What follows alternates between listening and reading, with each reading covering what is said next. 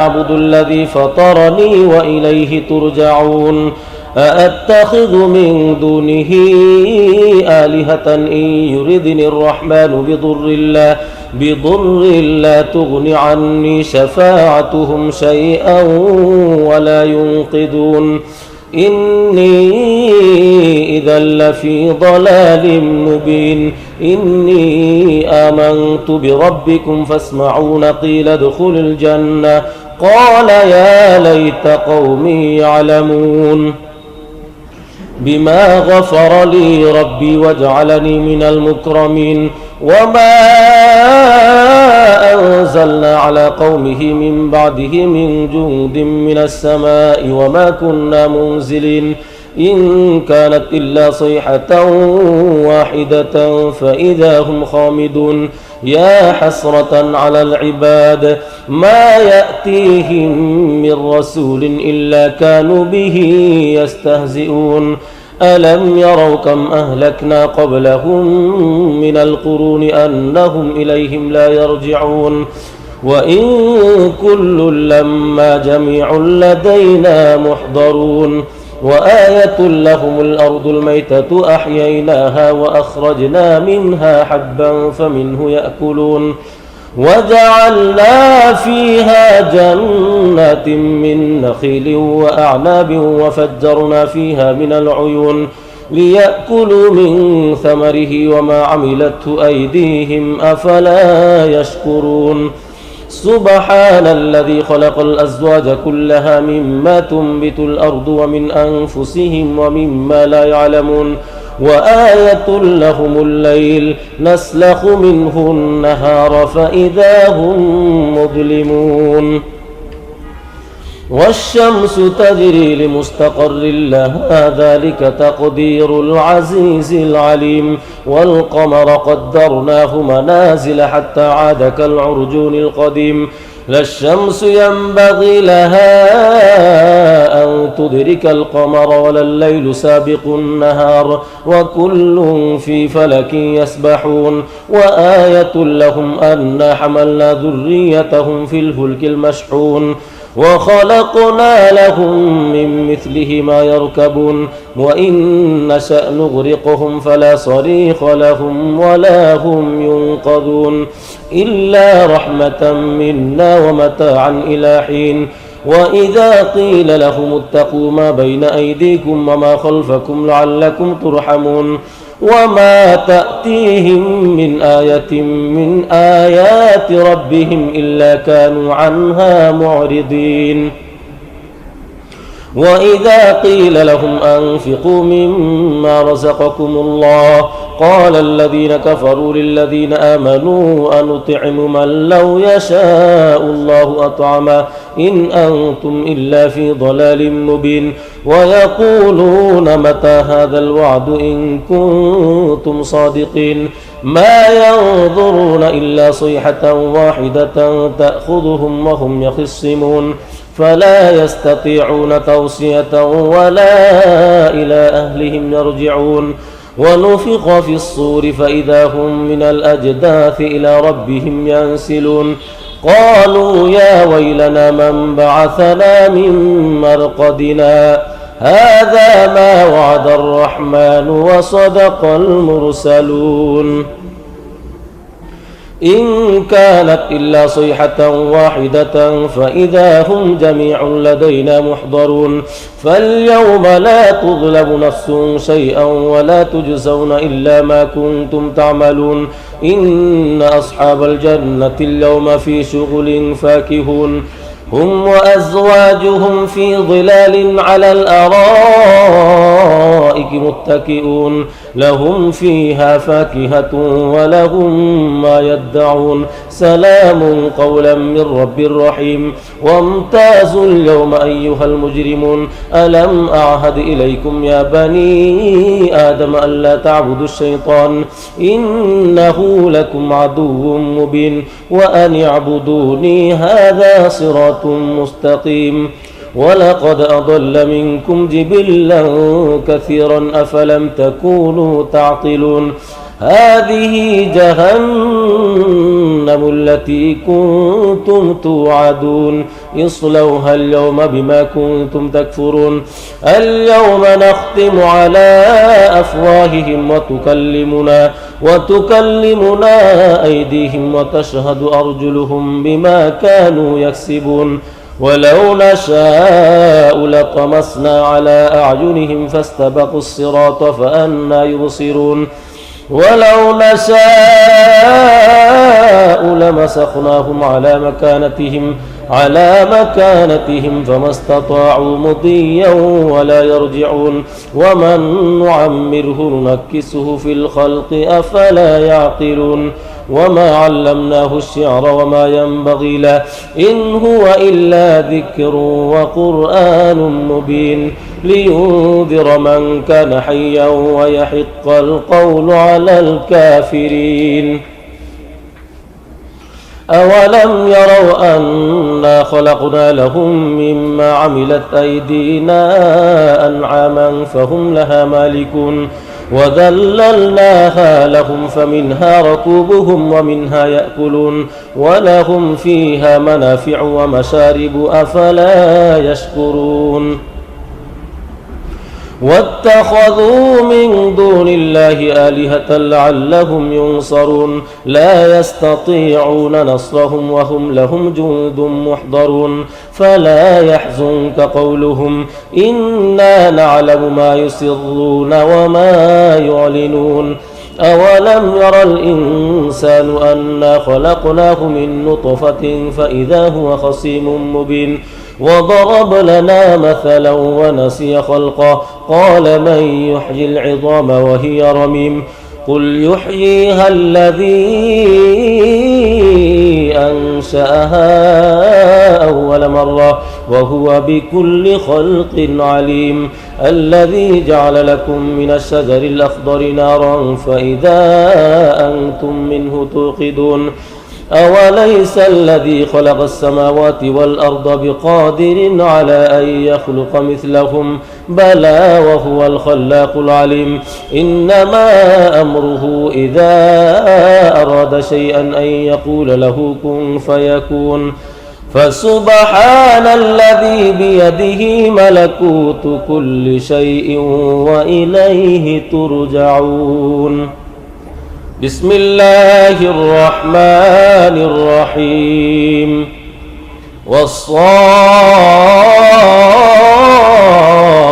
صفا فالزاجرات زجرا فالتاليات ذكرا إن إلهكم لواحد رب السماوات والأرض وما بينهما ورب المشارق إنا زينا السماء الدنيا بزينة الكواكب وحفظا من كل شيطان مارد لا يسمعون إلى الملأ الأعلى ويقذفون من كل جانب دحورا ولهم عذاب وصيب إلا من خطف الخطفة فأتبعه شهاب ثاقب فاستفتهم أهم أشد خلقا أم من خلقنا إنا خلقناهم من طين لازب بل عجبت ويسخرون وإذا ذكروا لا يذكرون وإذا رأوا آية يستسخرون وقالوا إن هذا إلا سحر مبين أإذا متنا وكنا ترابا وعظاما أإنا لمبعوثون أو آباؤنا الأولون قل نعم وأنتم داخرون فإنما هي زجرة واحدة فإذا هم ينظرون وقالوا يا ويلنا هذا يوم الدين هذا يوم الفصل الذي كنتم به تكذبون احشروا الذين ظلموا وأزواجهم وما كانوا يعبدون من دون الله فاهدوهم إلى صراط الجحيم وقفوهم إنهم مسؤولون ما لكم لا تناصرون بل هم اليوم مستسلمون وأقبل بعضهم على بعض يتساءلون قالوا إنكم كنتم تأتوننا عن اليمين قالوا بل لم تكونوا مؤمنين وما كان لنا عليكم من سلطان بل كنتم قوما طاغين فحق علينا قول ربنا إنا لذائقون فأغويناكم إنا كنا غاوين فإنهم يومئذ في العذاب مشتركون إنا كذلك نفعل بالمجرمين إنهم كانوا إذا قيل لهم لا إله إلا الله يستكبرون ويقولون أئنا لتاركو آلهتنا لشاعر مجنون بل جاء بالحق وصدق المرسلين إنكم لذائق العذاب الأليم وما تجزون إلا ما كنتم تعملون إلا عباد الله المخلصين أولئك لهم رزق معلوم فواكه وهم مكرمون في جنات النعيم على سرر متقابلين يطاف عليهم بكأس من معين بيضاء لذة للشاربين لا فيها غول ولا هم عنها ينزفون وعندهم قاصرات الطرف عين كأنهن بيض مكنون فأقبل بعضهم على بعض يتساءلون قال قائل منهم إني كان لي قرين يقول أئنك لمن المصدقين أئذا متنا وكنا ترابا وعظاما أئنا لمدينون قال هل أنتم مطلعون فاطلع فرآه في سواء الجحيم قال تالله إن كدت لتردين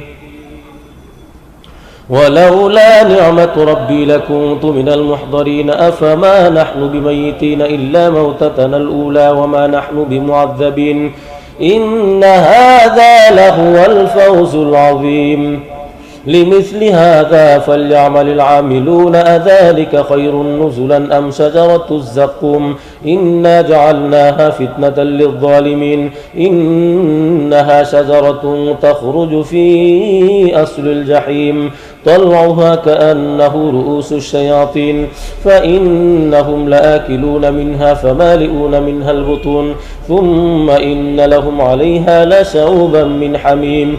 ثم إن مرجعهم لإلى الجحيم إنهم ألفوا آباءهم ضالين فهم على آثارهم يهرعون ولقد ضل قبلهم أكثر الأولين ولقد أرسلنا فيهم منذرين فانظروا كيف كان عاقبة المنذرين إلا عباد الله المخلصين ولقد نادانا نوح فلنعم المجيبون ونجيناه وأهله من الكرب العظيم وجعلنا ذريته هم الباقين وتركنا عليه في الآخرين سلام على نوح في العالمين إنا كذلك نجزي المحسنين إنه من عبادنا المؤمنين ثم أغرقنا الآخرين وإن من شيعته لإبراهيم إذ جاء ربه بقلب سليم إذ قال لأبيه وقومه ماذا تعبدون أئفكا آلهة دون الله تريدون فما ظنكم برب العالمين فنظر نظرة في النجوم فقال إني سقيم فتولوا عنه مدبرين فراغ إلى آلهتهم فقال ألا تأكلون ما لكم لا تنطقون فراغ عليهم ضربا باليمين فأقبلوا إليه يزفون قال أتعبدون ما تنحتون والله خلقكم وما تعملون قالوا ابنوا له بنيانا فألقوه في الجحيم فأرادوا به كيدا فجعلناهم الأسفلين وقال إني ذاهب إلى ربي سيهدين رب هب لي من الصالحين فبشرناه بغلام حليم فلما بلغ معه السعي قال يا بني إني أرى في المنام أني أذبحك فانظر ماذا ترى قال يا أبت افعل ما تؤمر ستجدني إن شاء الله من الصابرين. فلما أسلم وتله للجبين وناديناه أن يا إبراهيم قد صدقت الرؤيا إنا كذلك نجزي المحسنين إن هذا لهو البلاء المبين وفديناه بذبح عظيم وتركنا عليه في الآخرين سلام على إبراهيم كذلك نجزي المحسنين إنه من عبادنا المؤمنين وبشرناه بإسحاق نبيا من الصالحين وباركنا عليه وعلى إسحاق ومن ذريتهما محسن وظالم لنفسه مبين ولقد مننا على موسى وهارون ونجيناهما وقومهما من الكرب العظيم ونصرناهم فكانوا هم الغالبين وآتيناهما الكتاب المستبين وهديناهما الصراط المستقيم وتركنا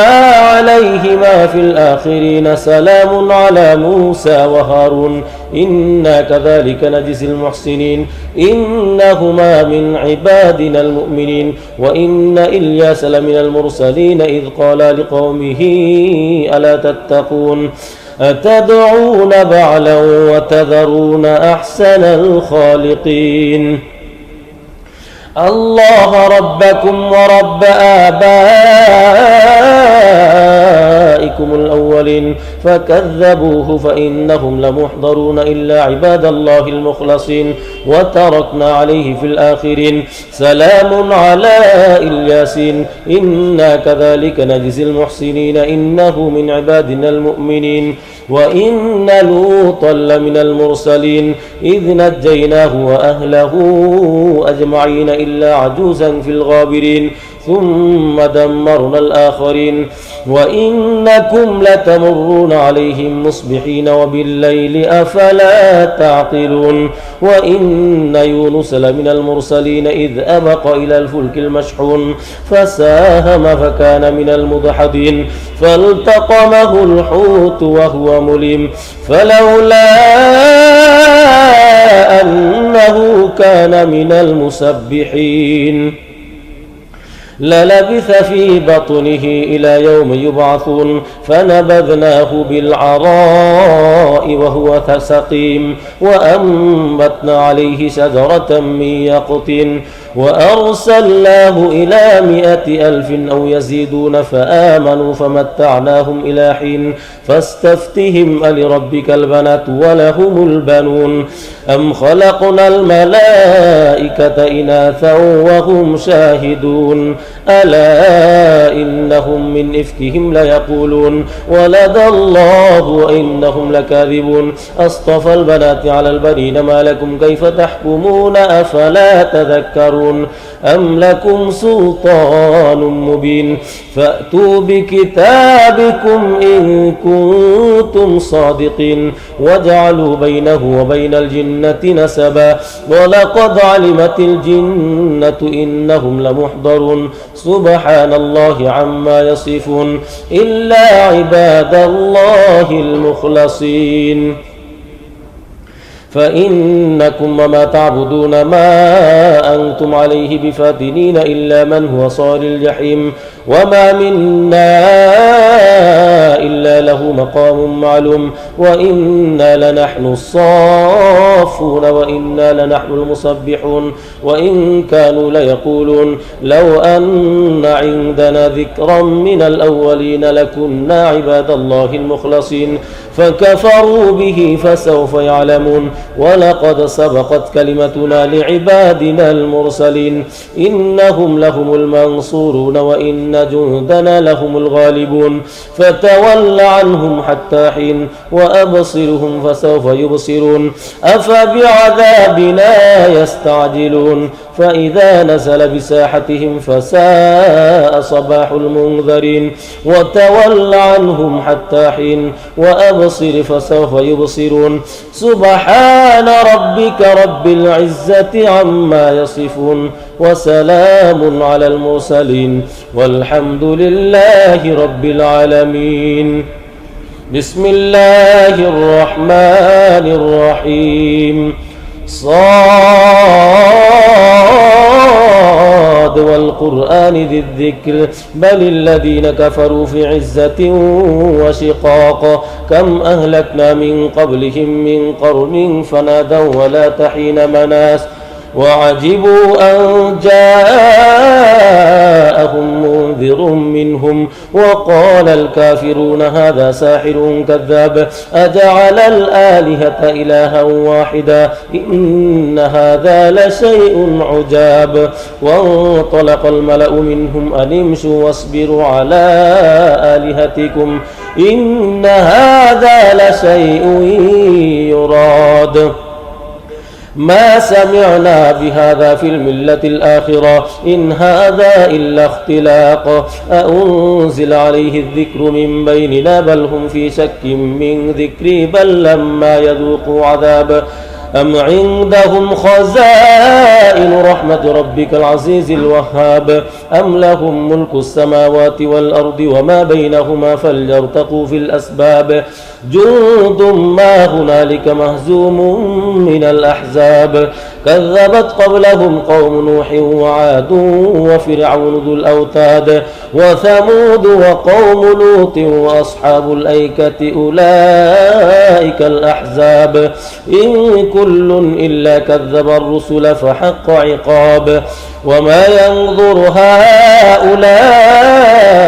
إلا صيحة واحدة ما لها من فواق وقالوا ربنا عجل لنا قطنا قبل يوم الحساب اصبر على ما يقولون واذكر عبدنا داود ذا الأيد إنه أواب إنا سخرنا الجبال معه يسبحن بالعشي والإشراق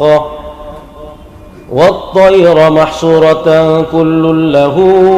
أواب وشددنا ملكه وآتيناه الحكمة وفصل الخطاب وهل أتاك نبأ الخصم إذ تسوروا المحراب إذ دخلوا على داود ففزع منهم قالوا لا تخف خصمان بغى بعضنا على بعض فاحكم بيننا بالحق ولا تشطط واهدنا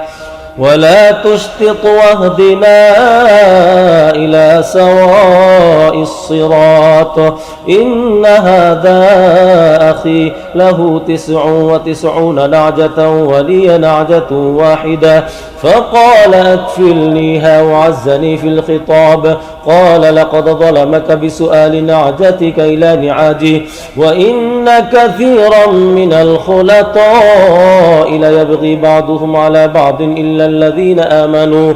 إلا الذين آمنوا وعملوا الصالحات وقليل ما هم وظن داود أن ما فتناه فاستغفر ربه وخر راكعا وأناب فغفرنا له ذلك وإن له عندنا لزلفى وحسن مآب يا داود إنا جعلناك خليفة في الأرض فاحكم بين الناس بالحق ولا تتبع الهوى فيضلك عن سبيل الله إن الذين يضلون عن سبيل الله لهم عذاب شديد بما نسوا يوم الحساب وما خلقنا السماء والأرض وما بينهما باطلا ذلك ظن الذين كفروا فويل للذين كفروا من النار أم نجعل الذين آمنوا وعملوا الصالحات كالمفسدين في الأرض أم نجعل المتقين كالفجار كتاب أنزلناه إليك مبارك ليدبروا آياته وليتذكر أولو الألباب ووهبنا لداود سليمان نعم العبد إنه أواب إذ عرض عليه بالعشي الصافنات الجياد فقال إني أحببت حب الخير عن ذكر ربي حتى توارت بالحجاب ردوها علي فطفق مسحا بالسوق والأعناق ولقد فتنا سليمان وألقينا على كرسيه جسدا ثم أناب قال رب اغفر لي وهب لي ملكا لا ينبغي لأحد من بعدي إنك أنت الوهاب. فسخرنا له الريح تجري بأمره رخاء حيث أصاب والشياطين كل بناء وغواص وآخرين مقرنين في الأصفاد هذا عطاؤنا فامنن أو أمسك بغير حساب وإن له عندنا لزلفى وحسن مآب. واذكر عبدنا أيوب إذ نادى ربه أني مسني الشيطان بنصب وعذاب اركض برجلك هذا مغتسل بارد وشراب. ووهبنا له أهله ومثلهم معهم رحمة منا وذكرى لأولي الألباب. وخذ بيدك ضغثا فاضرب به ولا تحنث إنا وجدناه صابرا نعم العبد إنه أواب. واذكر عبادنا إبراهيم وإسحاق ويعقوب أولي الأيدي والأبصار إنا أخلصناهم بخالصة ذكر الدار وإنهم عندنا لمن المصطفين الأخيار. واذكر إسماعيل واليسع وذا الكفل وكل من الأخيار هذا ذكر وإن للمتقين لحسن مآب. جنات عدن مفتحة لهم الأبواب متكئين فيها يدعون فيها بفاكهة كثيرة وشراب وعندهم قاصرات الطرف أتراب هذا ما توعدون ليوم الحساب إن هذا لرزقنا ما له من نفاد. هذا وإن للطاغين لشر مآب جهنم يصلونها فبئس المهاد هذا فليذوقوه حميم وغساق وآخر من شكله أزواج هذا فوج مقتحم معكم لا مرحبا بهم إنهم صالوا النار قالوا بل أنتم لا مرحبا بكم أنتم قدمتموه لنا فبئس القرار. قالوا ربنا من قدم لنا هذا فزده عذابا ضعفا في النار. وقالوا ما لنا لا نرى رجالا كنا نعدهم من الأشرار أتخذناهم سخريا أم زاغت عنهم الأبصار إن ذلك لحق تخاصم أهل النار. قل إنما أنا منذر وما من إله إلا الله الواحد القهار رب السماوات والأرض وما بينهما العزيز الغفار. قل هو نبأ عظيم أنتم عنه معرضون ما كان لي من علم بالملأ الأعلى إذ يختصمون إن يوحى إلي إلا أنما أنا نذير مبين إذ قال ربك للملائكة إني خالق بشرا من طين فإذا سويته ونفخت فيه من روحي فقعوا له ساجدين فسجد الملائكة كلهم أجمعون إلا إبليس استكبر وكان من الكافرين. قال يا إبليس ما منعك أن تسجد لما خلقت بيدي استكبرت أم كنت من العالين؟ قال أنا خير منه خلقتني من نار وخلقته من طين. قال فاخرج منها فإنك رجيم وإن عليك لعنتي إلى يوم الدين. قال رب فأنظرني إلى يوم يبعثون قال فإنك من المنظرين إلى يوم الوقت المعلوم. قال فبعزتك لأغوينهم أجمعين إلا عبادك منهم المخلصين قال فالحق والحق أقول لأملأن جهنم منك وممن تبعك منهم أجمعين قل ما أسألكم عليه من أجر وما أنا من المتكلفين إن هو إلا ذكر للعالمين ولتعلمن نبأه بعد حين. بسم الله الرحمن الرحيم تنزيل الكتاب من الله العزيز الحكيم إنا أنزلنا إليك الكتاب بالحق فاعبد الله مخلصا له الدين ألا لله الدين الخالص والذين اتخذوا من دونه أولياء ما نعبدهم إلا ليقربونا إلى الله زلفى إن الله يحكم بينهم فيما هم فيه يختلفون إن الله لا يهدي من هو كاذب كفار لو أراد الله أن يتخذ ولدا لاصطفى مما يخلق ما يشاء سبحانه هو الله الواحد القهار خلق السماوات والأرض بالحق يكور الليل على النهار ويكور النهار على الليل وسخر الشمس والقمر كل يجري لأجل مسمى ألا هو العزيز الغفار خلقكم من نفس واحدة ثم جعل منها زوجها وأنزل لكم من الأنعام 8 أزواج يخلقكم في بطون أمهاتكم خلقا من بعد خلق في ظلمات 3 ذلكم الله ربكم له الملك لا إله إلا هو فأنى تصرفون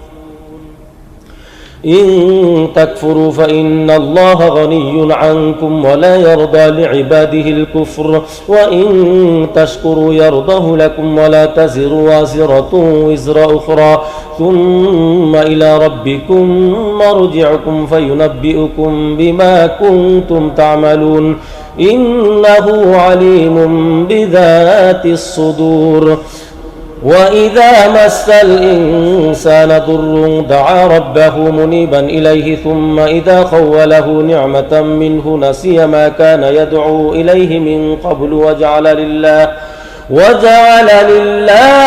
أندادا ليضل عن سبيله قل تمتع بكفرك قليلا إنك من أصحاب النار أمن هو قانت آناء الليل ساجدا وقائما يحذر الآخرة ويرجو رحمة ربه قل هل يستوي الذين يعلمون والذين لا يعلمون إنما يتذكر أولو الألباب قل يا عبادي الذين آمنوا اتقوا ربكم للذين أحسنوا في هذه الدنيا حسنة وأرض الله واسعة إنما يوفى الصابرون أجرهم بغير حساب قل إني أمرت أن أعبد الله مخلصا له الدين وأمرت لأن أكون أول المسلمين قل إني أخاف إن عصيت ربي عذاب يوم عظيم قل الله أعبد مخلصا له ديني فاعبدوا ما شئتم من دوني قل إن الخاسرين الذين خسروا أنفسهم وأهليهم يوم القيامة ألا ذلك هو الخسران المبين لهم من فوقهم ظلل من النار ومن تحتهم ظلل ذلك يخوف الله به عباده يا عباد فاتقون والذين اجتنبوا الطاغوت أن يعبدوها وأنابوا إلى الله لهم البشرى فبشر عباده الذين يستمعون القول فيتبعون أحسنه أولئك الذين هداهم الله وأولئك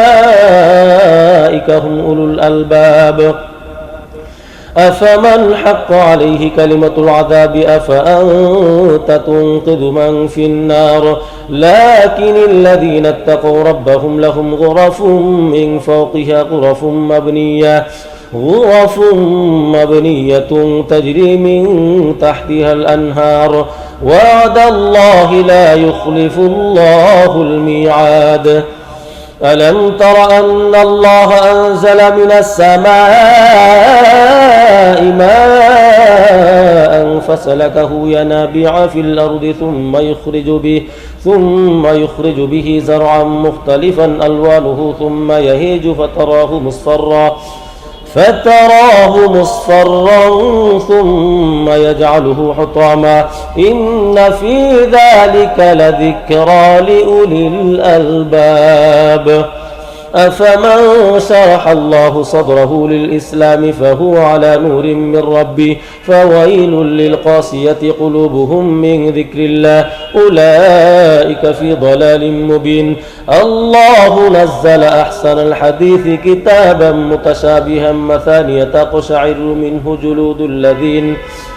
تقشعر منه جلود الذين يخشون ربهم ثم تلين جلودهم وقلوبهم إلى ذكر الله ذلك هدى الله يهدي به من يشاء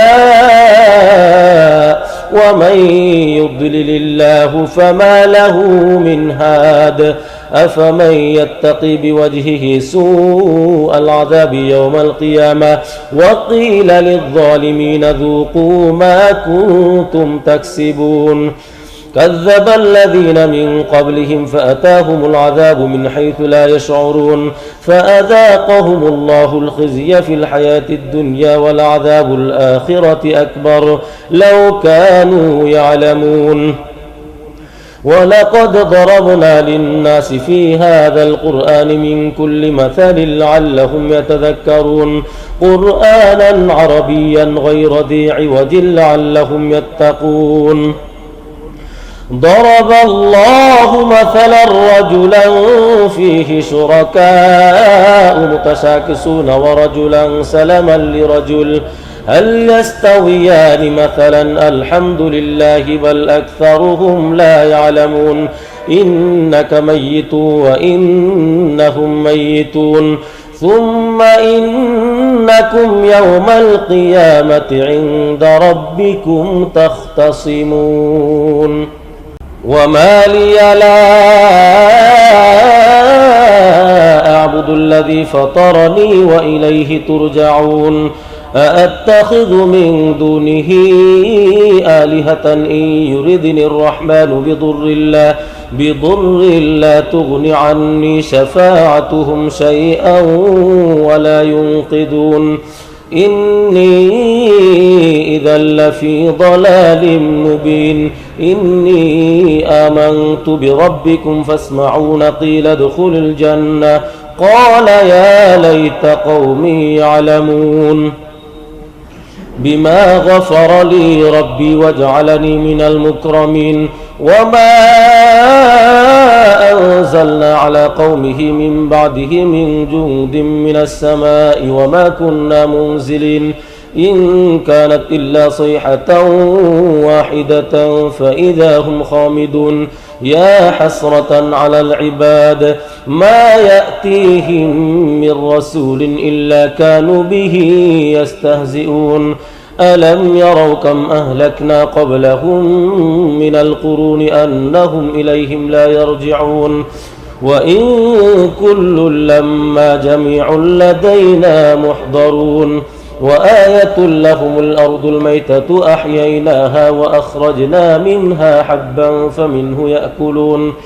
وجعلنا فيها جنات من نخيل وأعناب وفجرنا فيها من العيون ليأكلوا من ثمره وما عملته أيديهم أفلا يشكرون سبحان الذي خلق الأزواج كلها مما تنبت الأرض ومن أنفسهم ومما لا يعلمون وآية لهم الليل نسلخ منه النهار فإذا هم مظلمون والشمس تجري لمستقر لها ذلك تقدير العزيز العليم والقمر قدرناه منازل حتى عاد كالعرجون القديم لا الشمس ينبغي لها تدرك القمر ولا الليل سابق النهار وكل في فلك يسبحون وآية لهم أنا حملنا ذريتهم في الفلك المشحون وخلقنا لهم من مثله ما يركبون وإن نشأ نغرقهم فلا صريخ لهم ولا هم ينقذون إلا رحمة منا ومتاعا إلى حين وإذا قيل لهم اتقوا ما بين أيديكم وما خلفكم لعلكم ترحمون وما تأتيهم من آية من آيات ربهم إلا كانوا عنها معرضين وإذا قيل لهم أنفقوا مما رزقكم الله قال الذين كفروا للذين آمنوا أنطعم من لو يشاء الله أطعمه إن أنتم إلا في ضلال مبين ويقولون متى هذا الوعد إن كنتم صادقين ما ينظرون إلا صيحة واحدة تأخذهم وهم يخصمون فلا يستطيعون توصية ولا إلى أهلهم يرجعون ونفخ في الصور فإذا هم من الأجداث إلى ربهم ينسلون قالوا يا ويلنا من بعثنا من مرقدنا هذا ما وعد الرحمن وصدق المرسلون إن كانت إلا صيحة واحدة فإذا هم جميع لدينا محضرون فاليوم لا تظلم نفس شيئا ولا تجزون إلا ما كنتم تعملون إن أصحاب الجنة اليوم في شغل فاكهون هم وأزواجهم في ظلال على الأرائك متكئون لهم فيها فاكهة ولهم ما يدعون سلام قولا من رب رحيم وامتازوا اليوم أيها المجرمون ألم أعهد إليكم يا بني آدم ألا تعبدوا الشيطان إنه لكم عدو مبين وأن اعبدوني هذا صراط مستقيم ولقد أضل منكم جبلا كثيرا أفلم تكونوا تعقلون هذه جهنم التي كنتم توعدون اصلوها اليوم بما كنتم تكفرون اليوم نختم على أفواههم وتكلمنا أيديهم وتشهد أرجلهم بما كانوا يكسبون ولو نشاء لطمسنا على أعينهم فاستبقوا الصراط فأنى يبصرون ولو نشاء لمسخناهم على مكانتهم فما استطاعوا مضيا ولا يرجعون ومن نعمره ننكسه في الخلق أفلا يعقلون وما علمناه الشعر وما ينبغي له إن هو إلا ذكر وقرآن مبين لينذر من كان حيا ويحق القول على الكافرين أولم يروا أنا خلقنا لهم مما عملت أيدينا أنعاما فهم لها مالكون وذللناها لهم فمنها ركوبهم ومنها يأكلون ولهم فيها منافع ومشارب أفلا يشكرون واتخذوا من دون الله آلهة لعلهم ينصرون لا يستطيعون نصرهم وهم لهم جند محضرون فلا يحزنك قولهم إنا نعلم ما يسرون وما يعلنون أولم ير الإنسان أنا خلقناه من نطفة فإذا هو خصيم مبين وضرب لنا مثلا ونسي خلقه قال من يحيي العظام وهي رميم قل يحييها الذي أنشأها أول مرة وهو بكل خلق عليم الذي جعل لكم من الشجر الأخضر نارا فإذا أنتم منه توقدون أوليس الذي خلق السماوات والأرض بقادر على أن يخلق مثلهم بلى وهو الخلاق العليم إنما أمره إذا أراد شيئا أن يقول له كن فيكون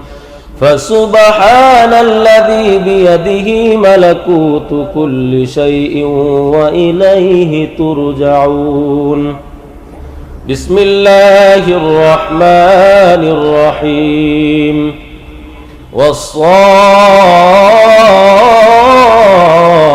صفا فالزاجرات زجرا فالتاليات ذكرا إن إلهكم لواحد رب السماوات والأرض وما بينهما ورب المشارق إنا زينا السماء الدنيا بزينة الكواكب وحفظا من كل شيطان مارد لا يسمعون إلى الملأ الأعلى ويقذفون من كل جانب دحورا ولهم عذاب واصب إلا من خطف الخطفة فأتبعه شهاب ثاقب فاستفتهم أهم أشد خلقا أم من خلقنا إنا خلقناهم من طين لازب بل عجبت ويسخرون وإذا ذكروا لا يذكرون وإذا رأوا آية يستسخرون وقالوا إن هذا إلا سحر مبين أإذا متنا وكنا ترابا وعظاما أإنا لمبعوثون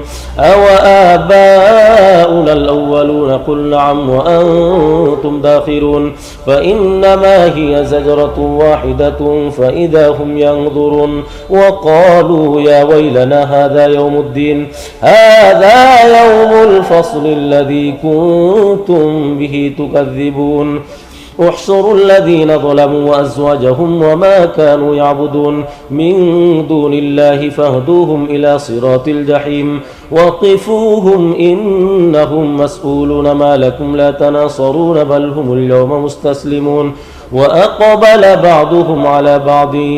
يتساءلون قالوا إنكم كنتم تأتوننا عن اليمين قالوا بل لم تكونوا مؤمنين وما كان لنا عليكم من سلطان بل كنتم قوما طاغين فحق علينا قول ربنا إنا لذائقون فأغويناكم إنا كنا غاوين فإنهم يومئذ في العذاب مشتركون إنا كذلك نفعل بالمجرمين إنهم كانوا إذا قيل لهم لا إله إلا الله يستكبرون ويقولون أئنا لتاركو آلهتنا لشاعر مجنون بل جاء بالحق وصدق المرسلين إنكم لذائق العذاب الأليم وما تجزون إلا ما كنتم تعملون إلا عباد الله المخلصين أولئك لهم رزق معلوم فواكه وهم مكرمون في جنات النعيم على سرر متقابلين يطاف عليهم بكأس من معين بيضاء لذة للشاربين لا فيها غول ولا هم عنها ينزفون وعندهم قاصرات الطرف عين كأنهن بيض مكنون فأقبل بعضهم على بعض يتساءلون قال قائل منهم إني كان لي قرين يقول أئنك لمن المصدقين أئذا متنا وكنا ترابا وعظاما أئنا لمدينون قال هل أنتم مطلعون فاطلع فرآه في سواء الجحيم قال تالله إن كدت لتردين ولولا نعمة ربي لكنت من المحضرين أفما نحن بميتين إلا موتتنا الأولى وما نحن بمعذبين إن هذا لهو الفوز العظيم لمثل هذا فليعمل العاملون أذلك خير نزلا أم شجرة الزقوم إنا جعلناها فتنة للظالمين إنها شجرة تخرج في أصل الجحيم طلعها كأنه رؤوس الشياطين فإنهم لآكلون منها فمالئون منها البطون ثم إن لهم عليها لشوبا من حميم ثم إن مرجعهم لإلى الجحيم إنهم ألفوا آباءهم ضالين فهم على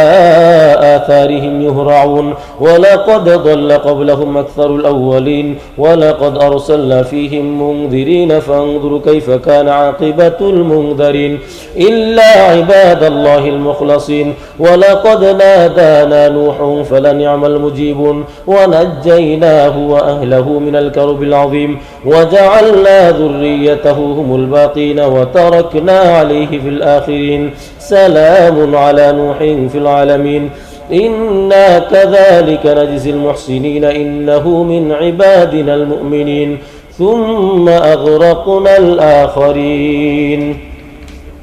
وإن من شيعته لإبراهيم إذ جاء ربه بقلب سليم إذ قال لأبيه وقومه ماذا تعبدون أئفكا آلهة دون الله تريدون فما ظنكم برب العالمين فنظر نظرة في النجوم فقال إني سقيم فتولوا عنه مدبرين فراغ إلى آلهتهم فقال ألا تأكلون ما لكم لا تنطقون فراغ عليهم ضربا باليمين فأقبلوا إليه يزفون قال أتعبدون ما تنحتون والله خلقكم وما تعملون قالوا ابنوا له بنيانا فألقوه في الجحيم فأرادوا به كيدا فجعلناهم الأسفلين وقال إني ذاهب إلى ربي سيهدين رب هب لي من الصالحين فبشرناه بغلام حليم فلما بلغ معه السعي قال يا بني إني أرى في المنام أني أذبحك فانظر ماذا ترى قال يا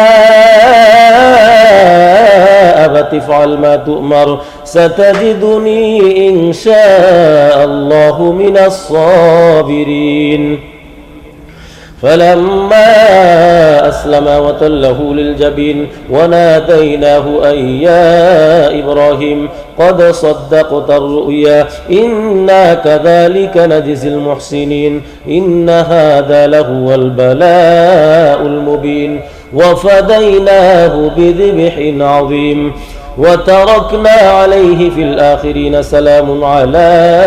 إبراهيم كذلك نجزي المحسنين إنه من عبادنا المؤمنين وبشرناه بإسحاق نبيا من الصالحين وباركنا عليه وعلى إسحاق ومن ذريتهما محسن وظالم لنفسه مبين ولقد مننا على موسى وهارون ونجيناهما وقومهما من الكرب العظيم ونصرناهم فكانوا هم الغالبين وآتيناهما الكتاب المستبين وهديناهما الصراط المستقيم وتركنا عليهما في الآخرين سلام على موسى وهارون إنا كذلك نجزي المحسنين إنهما من عبادنا المؤمنين وإن إلياس لمن المرسلين إذ قال لقومه ألا تتقون أتدعون بعلا وتذرون أحسن الخالقين الله ربكم ورب آبائكم الأولين فكذبوه فإنهم لمحضرون إلا عباد الله المخلصين وتركنا عليه في الآخرين سلام على الياسين إنا كذلك نجزي المحسنين إنه من عبادنا المؤمنين وإن لوطا لمن المرسلين إذ نجيناه وأهله أجمعين إلا عجوزا في الغابرين ثم دمرنا الآخرين وإنكم لتمرون عليهم مصبحين وبالليل أفلا تعقلون وإن يونس لمن المرسلين إذ أبق إلى الفلك المشحون فساهم فكان من المدحضين فالتقمه الحوت وهو مليم فلولا أنه كان من المسبحين للبث في بطنه إلى يوم يبعثون فنبذناه بالعراء وهو سقيم وأنبتنا عليه شجرة من يقطين وأرسلناه إلى 100,000 أو يزيدون فآمنوا فمتعناهم إلى حين فاستفتهم ألربك البنات ولهم البنون أم خلقنا الملائكة إناثا وهم شاهدون ألا إنهم من إفكهم ليقولون ولد الله وإنهم لكاذبون أصطفى البنات على البنين ما لكم كيف تحكمون أفلا تذكرون أم لكم سلطان مبين فأتوا بكتابكم إن كنتم صادقين واجعلوا بينه وبين الجنة نسبا ولقد علمت الجنة إنهم لمحضرون سبحان الله عما يصفون إلا عباد الله المخلصين فإنكم وما تعبدون ما أنتم عليه بفاتنين إلا من هو صال الجحيم وما منا إلا له مقام معلوم وإنا لنحن الصافون وإنا لنحن المسبحون وإن كانوا ليقولون لو أن عندنا ذكرا من الأولين لكنا عباد الله المخلصين فكفروا به فسوف يعلمون ولقد سبقت كلمتنا لعبادنا المرسلين إنهم لهم المنصورون وإن جندنا لهم الغالبون فتول عنهم حتى حين وأبصرهم فسوف يبصرون أفبعذابنا يستعجلون فإذا نزل بساحتهم فساء صباح المنذرين وتول عنهم حتى حين وأبصر فسوف يبصرون سبحان ربك رب العزة عما يصفون وسلام على المرسلين والحمد لله رب العالمين بسم الله الرحمن الرحيم صاد والقرآن ذي الذكر بل الذين كفروا في عزة وشقاق كم أهلكنا من قبلهم من قرن فنادوا ولا تحين مناس وعجبوا أن جاءهم منذر منهم وقال الكافرون هذا ساحر كذاب أجعل الآلهة إلها واحدا إن هذا لشيء عجاب وانطلق الملأ منهم أن امشوا واصبروا على آلهتكم إن هذا لشيء يراد ما سمعنا بهذا في الملة الآخرة إن هذا إلا اختلاق أأنزل عليه الذكر من بيننا بل هم في شك من ذكري بل لما يذوقوا عذاب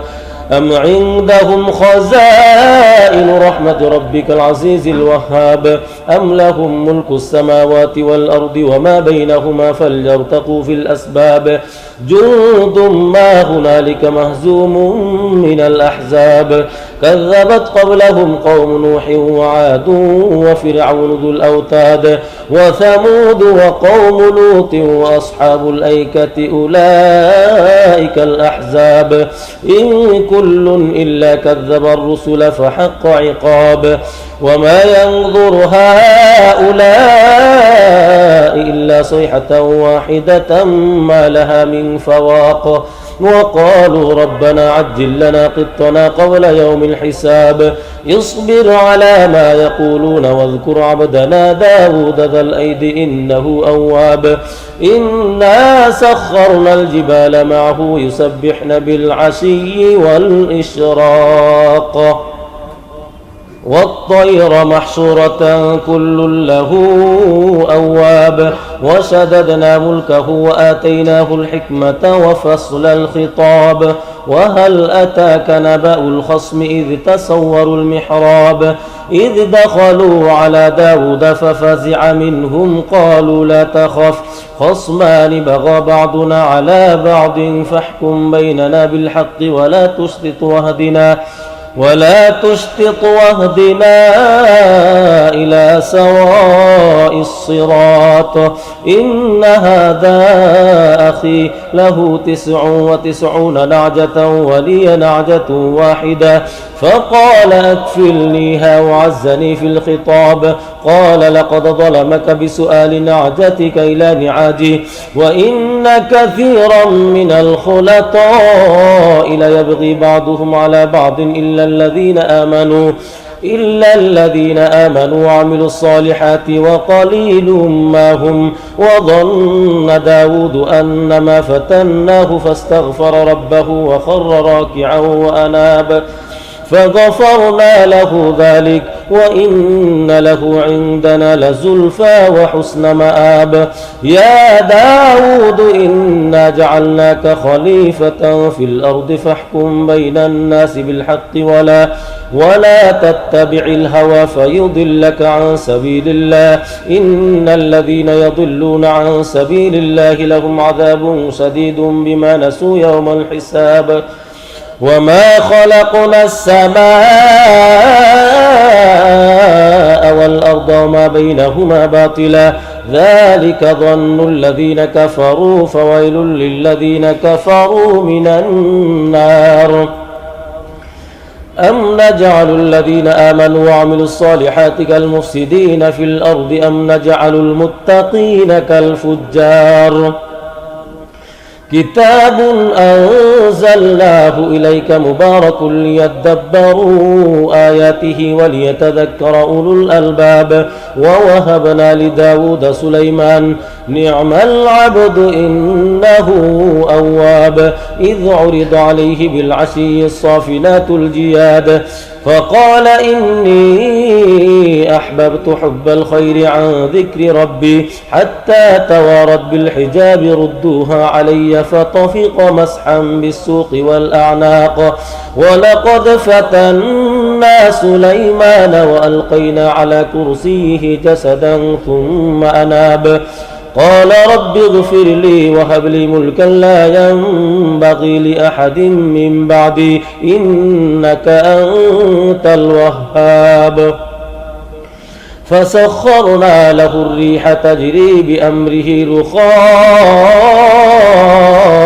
حيث أصاب والشياطين كل بناء وغواص وآخرين مقرنين في الأصفاد هذا عطاؤنا فامنن أو أمسك بغير حساب وإن له عندنا لزلفى وحسن مآب واذكر عبدنا أيوب إذ نادى ربه أني مسني الشيطان بنصب وعذاب اركض برجلك هذا مغتسل بارد وشراب ووهبنا له أهله ومثلهم معهم رحمة منا وذكرى لأولي الألباب وخذ بيدك ضغثا فاضرب به ولا تحنث إنا وجدناه صابرا نعم العبد إنه أواب واذكر عبادنا إبراهيم وإسحاق ويعقوب أولي الأيدي والأبصار إنا أخلصناهم بخالصة ذكر الدار وإنهم عندنا لمن المصطفين الأخيار واذكر إسماعيل واليسع وذا الكفل وكل من الأخيار هذا ذكر وإن للمتقين لحسن مآب جنات عدن مفتحة لهم الأبواب متكئين فيها يدعون فيها بفاكهة كثيرة وشراب وعندهم قاصرات الطرف أتراب هذا ما توعدون ليوم الحساب إن هذا لرزقنا ما له من نفاد هذا وإن للطاغين لشر مآب جهنم يصلونها فبئس المهاد هذا فليذوقوه حميم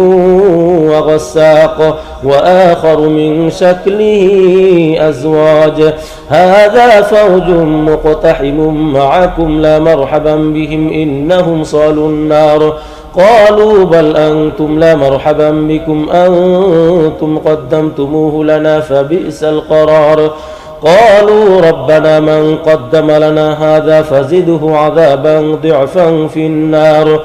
وقالوا ما لنا لا نرى رجالا كنا نعدهم من الأشرار أتخذناهم سخريا أم ساغت عنهم الأبصار إن ذلك لحق تخاصم أهل النار قل إنما أنا منذر وما من إله إلا الله الواحد القهار رب السماوات والأرض وما بينهما العزيز الغفار قل هو نبأ عظيم أنتم عنه معرضون ما كان لي من علم بالملأ الأعلى إذ يختصمون إن يوحى إلي إلا أنما أنا نذير مبين إذ قال ربك للملائكة إني خالق بشرا من طين فإذا سويته ونفخت فيه من روحي فقعوا له ساجدين فسجد الملائكة كلهم أجمعون إلا إبليس استكبر وكان من الكافرين قال يا إبليس ما منعك أن تسجد لما خلقت بيدي استكبرت أم كنت من العالين قال أنا خير منه خلقتني من نار وخلقته من طين قال فاخرج منها فإنك رجيم وإن عليك لعنتي إلى يوم الدين قال رب فأنظرني إلى يوم يبعثون قال فإنك من المنظرين إلى يوم الوقت المعلوم قال فبعزتك لأغوينهم أجمعين إلا عبادك منهم المخلصين قال فالحق والحق أقول لأملأن جهنم منك وممن تبعك منهم أجمعين قل ما أسألكم عليه من أجر وما أنا من المتكلفين إن هو إلا ذكر للعالمين ولتعلمن نبأه بعد حين بسم الله الرحمن الرحيم تنزيل الكتاب من الله العزيز الحكيم إنا أنزلنا إليك الكتاب بالحق فاعبد الله مخلصا له الدين ألا لله الدين الخالص والذين اتخذوا من دونه أولياء ما نعبدهم إلا ليقربونا إلى الله زلفى إن الله يحكم بينهم فيما هم فيه يختلفون إن الله لا يهدي من هو كاذب كفار لو أراد الله أن يتخذ ولدا لاصطفى مما يخلق ما يشاء سبحانه هو الله الواحد القهار خلق السماوات والأرض بالحق يكور الليل على النهار ويكور النهار على الليل وسخر الشمس والقمر كل يجري لأجل مسمى ألا هو العزيز الغفار خلقكم من نفس واحدة ثم جعل منها زوجها وأنزل لكم من الأنعام 8 أزواج يخلقكم في بطون أمهاتكم خلقا من بعد خلق في ظلمات 3 ذلكم الله ربكم له الملك لا إله إلا هو فأنى تصرفون إن تكفروا فإن الله غني عنكم ولا يرضى لعباده الكفر وإن تشكروا يرضه لكم ولا تزر وازرة وزر أخرى ثم إلى ربكم مرجعكم فينبئكم بما كنتم تعملون إنه عليم بذات الصدور. وإذا مس الإنسان ضر دعا ربه منيبا إليه ثم إذا خوله نعمة منه نسي ما كان يدعو إليه من قبل وجعل لله أندادا ليضل عن سبيله قل تمتع بكفرك قليلا إنك من أصحاب النار. أمن هو قانت آناء الليل ساجدا وقائما يحذر الآخرة ويرجو رحمة ربه قل هل يستوي الذين يعلمون والذين لا يعلمون إنما يتذكر أولو الألباب. قل يا عبادي الذين آمنوا اتقوا ربكم للذين أحسنوا في هذه الدنيا حسنة وأرض الله واسعة إنما يوفى الصابرون أجرهم بغير حساب. قل إني أمرت أن أعبد الله مخلصا له الدين وأمرت لأن أكون أول المسلمين. قل إني أخاف إن عصيت ربي عذاب يوم عظيم. قل الله أعبد مخلصا له ديني فاعبدوا ما شئتم من دوني. قل إن الخاسرين الذين خسروا أنفسهم وأهليهم يوم القيامة ألا ذلك هو الخسران المبين. لهم من فوقهم ظلل من النار ومن تحتهم ظلل ذلك يخوف الله به عباده يا عباد فاتقون. والذين اجتنبوا الطاغوت أن يعبدوها وأنابوا إلى الله لهم البشرى فبشر عباده الذين يستمعون القول فيتبعون أحسنه أولئك الذين هداهم الله وأولئك هم أولو الألباب. أفمن حق عليه كلمة العذاب أفأنت تنقذ من في النار. لكن الذين اتقوا ربهم لهم غرف من فوقها غرف مبنية تجري من تحتها الأنهار وعد الله لا يخلف الله الميعاد. ألم تر أن الله أنزل من السماء ماء فسلكه ينابيع في الأرض ثم يخرج به زرعا مختلفا ألوانه ثم يهيج فتراه مصفرا ثم يجعله حطاما إن في ذلك لذكرى لأولي الألباب. أفمن شرح الله صدره للإسلام فهو على نور من ربه فويل للقاسية قلوبهم من ذكر الله أولئك في ضلال مبين. الله نزل أحسن الحديث كتابا متشابها مثانية تقشعر منه جلود الذين يخشون ربهم ثم تلين جلودهم وقلوبهم إلى ذكر الله ذلك هدى الله يهدي به من يشاء ومن يضلل الله فما له من هاد. أفمن يتقي بوجهه سوء العذاب يوم القيامة وقيل للظالمين ذوقوا ما كنتم تكسبون. كذب الذين من قبلهم فأتاهم العذاب من حيث لا يشعرون فأذاقهم الله الخزي في الحياة الدنيا ولعذاب الآخرة أكبر لو كانوا يعلمون. ولقد ضربنا للناس في هذا القرآن من كل مثل لعلهم يتذكرون قرآنا عربيا غير ذي عوج لعلهم يتقون. ضرب الله مثلا رجلا فيه شركاء متشاكسون ورجلا سلما لرجل هل يستويان مثلا الحمد لله بل أكثرهم لا يعلمون إنك ميت وإنهم ميتون ثم إنكم يوم القيامة عند ربكم تختصمون وما لي لا أعبد الذي فطرني وإليه ترجعون أأتخذ من دونه آلهة إن يردني الرحمن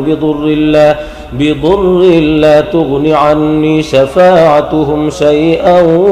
ولا ينقذون إني إذا لفي ضلال مبين إني آمنت بربكم فاسمعون قيل ادخل الجنة قال يا ليت قومي يعلمون بما غفر لي ربي وجعلني من المكرمين وما أنزلنا على قومه من بعده من جند من السماء وما كنا منزلين إن كانت إلا صيحة واحدة فإذا هم خامدون يا حسرة على العباد ما يأتيهم من رسول إلا كانوا به يستهزئون ألم يروا كم أهلكنا قبلهم من القرون أنهم إليهم لا يرجعون وإن كل لما جميع لدينا محضرون وآية لهم الأرض الميتة أحييناها وأخرجنا منها حبا فمنه يأكلون وجعلنا فيها جنات من نخيل وأعناب وفجرنا فيها من العيون ليأكلوا من ثمره وما عملته أيديهم أفلا يشكرون سبحان الذي خلق الأزواج كلها مما تنبت الأرض ومن أنفسهم ومما لا يعلمون وآية لهم الليل نسلخ منه النهار فإذا هم مظلمون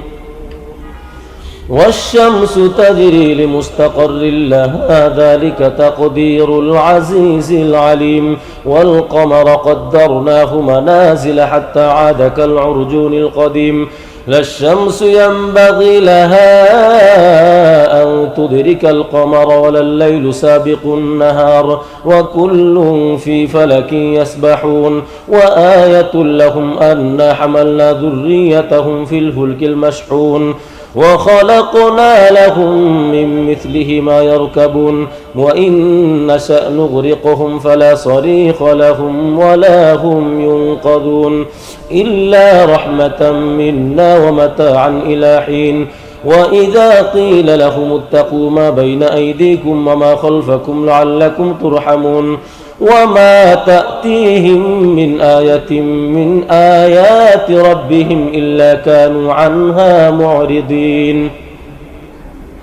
وإذا قيل لهم أنفقوا مما رزقكم الله قال الذين كفروا للذين آمنوا أنطعم من لو يشاء الله أطعمه إن أنتم إلا في ضلال مبين ويقولون متى هذا الوعد إن كنتم صادقين ما ينظرون إلا صيحة واحدة تأخذهم وهم يخصمون فلا يستطيعون توصية ولا إلى أهلهم يرجعون ونفخ في الصور فإذا هم من الأجداث إلى ربهم ينسلون قالوا يا ويلنا من بعثنا من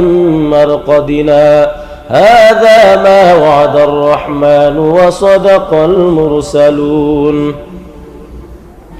إن كانت إلا صيحة واحدة فإذا هم جميع لدينا محضرون فاليوم لا تظلم نفس شيئا ولا تجزون إلا ما كنتم تعملون إن أصحاب الجنة اليوم في شغل فاكهون هم وأزواجهم في ظلال على الأرائك متكئون لهم فيها فاكهة ولهم ما يدعون سلام قولا من رب رحيم وامتازوا اليوم أيها المجرمون ألم أعهد إليكم يا بني آدم ألا تعبدوا الشيطان إنه لكم عدو مبين وأن اعبدوني هذا صراط مستقيم ولقد أضل منكم جبلا كثيرا أفلم تكونوا تعقلون هذه جهنم التي كنتم توعدون اصلوها اليوم بما كنتم تكفرون اليوم نختم على أفواههم وتكلمنا أيديهم وتشهد أرجلهم بما كانوا يكسبون ولو نشاء لطمسنا على أعينهم فاستبقوا الصراط فأنى يبصرون ولو نشاء لمسخناهم على مكانتهم فما استطاعوا مضيا ولا يرجعون ومن نعمره ننكسه في الخلق أفلا يعقلون وما علمناه الشعر وما ينبغي له إن هو إلا ذكر وقرآن مبين لينذر من كان حيا ويحق القول على الكافرين أولم يروا أنا خلقنا لهم مما عملت أيدينا أنعاما فهم لها مالكون وذللناها لهم فمنها ركوبهم ومنها يأكلون ولهم فيها منافع ومشارب أفلا يشكرون واتخذوا من دون الله آلهة لعلهم ينصرون لا يستطيعون نصرهم وهم لهم جند محضرون فلا يحزنك قولهم إنا نعلم ما يسرون وما يعلنون أولم يرى الإنسان أنا خلقناه من نطفة فإذا هو خصيم مبين وضرب لنا مثلا ونسي خلقه قال من يحيي العظام وهي رميم قل يحييها الذي أنشأها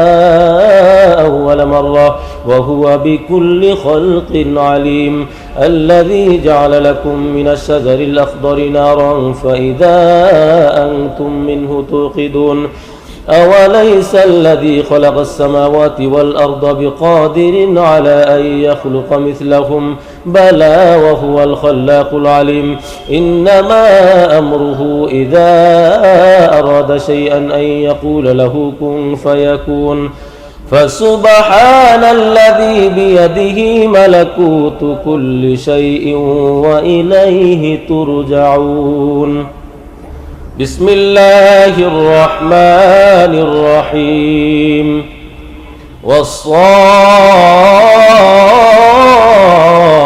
صفا فالزاجرات زجرا فالتاليات ذكرا إن إلهكم لواحد رب السماوات والأرض وما بينهما ورب المشارق إنا زينا السماء الدنيا بزينة الكواكب وحفظا من كل شيطان مارد لا يسمعون إلى الملأ الأعلى ويقذفون من كل جانب دحورا ولهم عذاب واصب إلا من خطف الخطفة فأتبعه شهاب ثاقب فاستفتهم أهم أشد خلقا أم من خلقنا إنا خلقناهم من طين لازب بل عجبت ويسخرون وإذا ذكروا لا يذكرون وإذا رأوا آية يستسخرون وقالوا إن هذا إلا سحر مبين أإذا متنا وكنا ترابا وعظاما أإنا لمبعوثون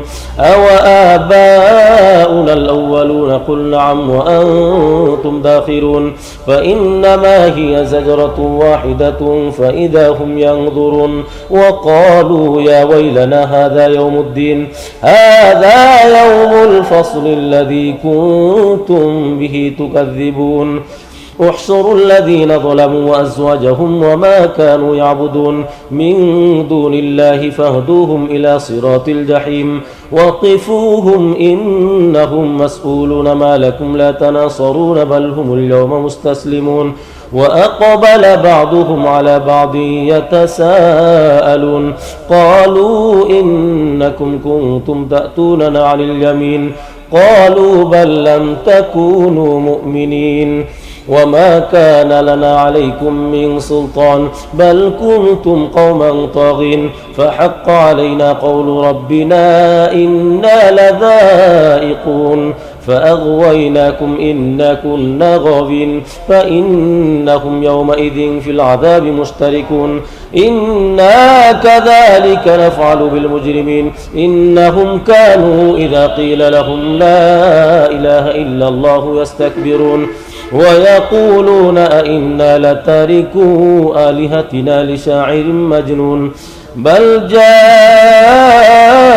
بالحق وصدق المرسلين إنكم لذائق العذاب الأليم وما تجزون إلا ما كنتم تعملون إلا عباد الله المخلصين أولئك لهم رزق معلوم فواكه وهم مكرمون في جنات النعيم على سرر متقابلين يطاف عليهم بكأس من معين بيضاء لذة للشاربين لا فيها غول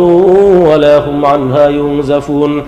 وعندهم قاصرات الطرف عين كأنهن بيض مكنون فأقبل بعضهم على بعض يتساءلون قال قائل منهم إني كان لي قرين يقول أئنك لمن المصدقين أئذا متنا وكنا ترابا وعظاما أئنا لمدينون قال هل أنتم مطلعون فاطلع فرآه في سواء الجحيم قال تالله إن كدت لتردين ولولا نعمة ربي لكنت من المحضرين أفما نحن بميتين إلا موتتنا الأولى وما نحن بمعذبين إن هذا لهو الفوز العظيم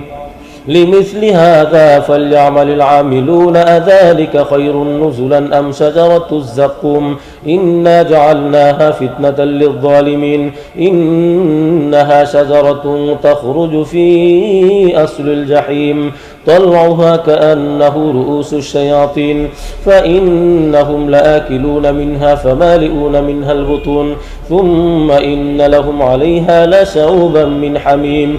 ثم إن مرجعهم لإلى الجحيم إنهم ألفوا آباءهم ضالين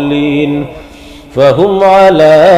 آثارهم يهرعون ولقد ضل قبلهم أكثر الأولين ولقد أرسلنا فيهم منذرين فانظروا كيف كان عاقبة المنذرين إلا عباد الله المخلصين ولقد نادانا نوح فلنعم المجيبون ونجيناه وأهله من الكرب العظيم وجعلنا ذريته هم الباقين وتركنا عليه في الآخرين سلام على نوح في العالمين إنا كذلك نجزي المحسنين إنه من عبادنا المؤمنين ثم أغرقنا الآخرين وإن من شيعته لإبراهيم إذ جاء ربه بقلب سليم إذ قال لأبيه وقومه ماذا تعبدون أئفكا آلهة دون الله تريدون فما ظنكم برب العالمين فنظر نظرة في النجوم فقال إني سقيم فتولوا عنه مدبرين فراغ إلى آلهتهم فقال ألا تأكلون ما لكم لا تنطقون فراغ عليهم ضربا باليمين فأقبلوا إليه يزفون قال أتعبدون ما تنحتون والله خلقكم وما تعملون قالوا ابنوا له بنيانا فألقوه في الجحيم فأرادوا به كيدا فجعلناهم الأسفلين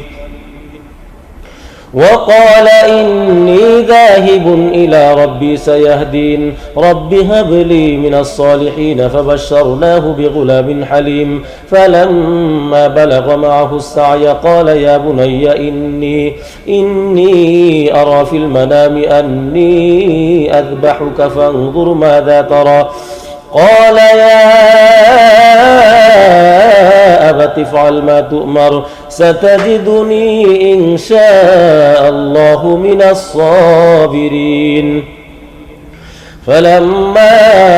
أسلم وتله للجبين وناديناه أن يا إبراهيم قد صدقت الرؤيا إنا كذلك نجزي المحسنين إن هذا لهو البلاء المبين وفديناه بذبح عظيم وتركنا عليه في الآخرين سلام على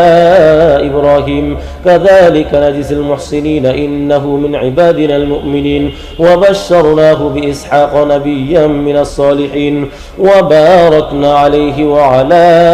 إسحاق ومن ذريتهما محسن وظالم لنفسه مبين ولقد مننا على موسى وهارون ونجيناهما وقومهما من الكرب العظيم ونصرناهم فكانوا هم الغالبين وآتيناهما الكتاب المستبين وهديناهما الصراط المستقيم وتركنا عليهما في الآخرين سلام على موسى وهارون إنا كذلك نجزي المحسنين إنهما من عبادنا المؤمنين وإن إلياس لمن المرسلين إذ قال لقومه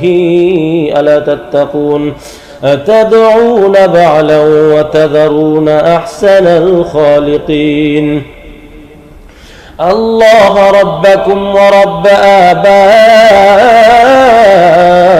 آبائكم الأولين فكذبوه فإنهم لمحضرون إلا عباد الله المخلصين وتركنا عليه في الآخرين سلام على الياسين إنا كذلك نجزي المحسنين إنه من عبادنا المؤمنين وإن لوطا لمن المرسلين إذ نجيناه وأهله أجمعين إلا عجوزا في الغابرين ثم دمرنا الآخرين وإنكم لتمرون عليهم مصبحين وبالليل أفلا تعقلون وإن يونس لمن المرسلين إذ أبق إلى الفلك المشحون فساهم فكان من المدحضين فالتقمه الحوت وهو مليم فلولا أنه كان من المسبحين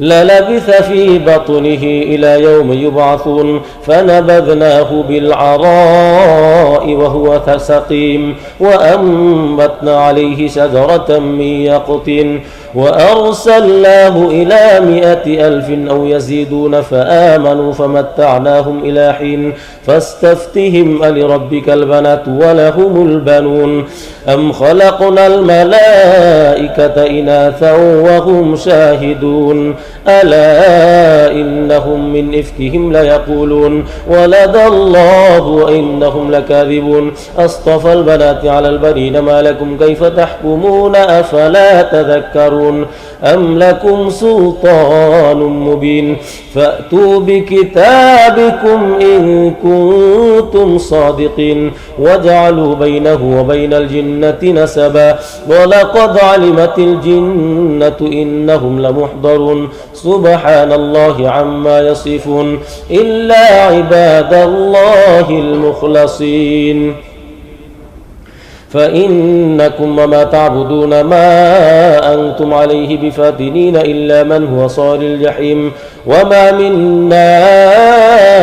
إلا له مقام معلوم وإنا لنحن الصافون وإنا لنحن المسبحون وإن كانوا ليقولون لو أن عندنا ذكرا من الأولين لكنا عباد الله المخلصين فكفروا به فسوف يعلمون ولقد سبقت كلمتنا لعبادنا المرسلين إنهم لهم المنصورون وإن جندنا لهم الغالبون فتول عنهم حتى حين وأبصرهم فسوف يبصرون أفبعذابنا يستعجلون فإذا نزل بساحتهم فساء صباح المنذرين وتول عنهم حتى حين وأبصر فسوف يبصرون سبحان ربك رب العزة عما يصفون وسلام على المرسلين والحمد لله رب العالمين. بسم الله الرحمن الرحيم. صاد والقرآن ذي الذكر بل الذين كفروا في عزة وشقاق كم أهلكنا من قبلهم من قرن فنادوا ولا تحين مناس وعجبوا أن جاءهم منذر منهم وقال الكافرون هذا ساحر كذاب أجعل الآلهة إلها واحدا إن هذا لشيء عجاب وانطلق الملأ منهم أن امشوا واصبروا على آلهتكم إن هذا لشيء يراد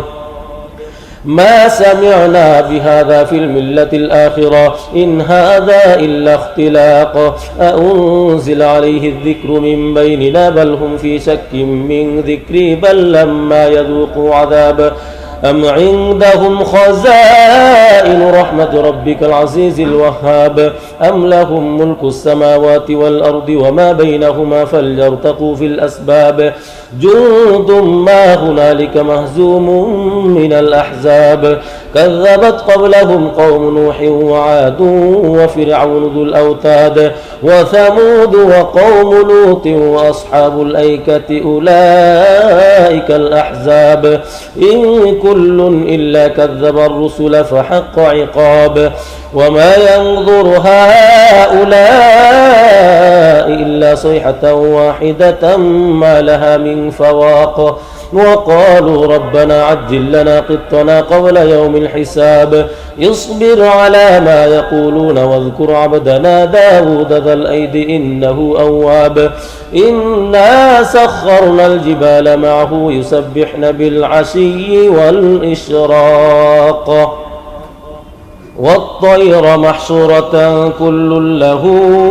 أواب وشددنا ملكه وآتيناه الحكمة وفصل الخطاب وهل أتاك نبأ الخصم إذ تسوروا المحراب إذ دخلوا على داود ففزع منهم قالوا لا تخف خصمان بغى بعضنا على بعض فاحكم بيننا بالحق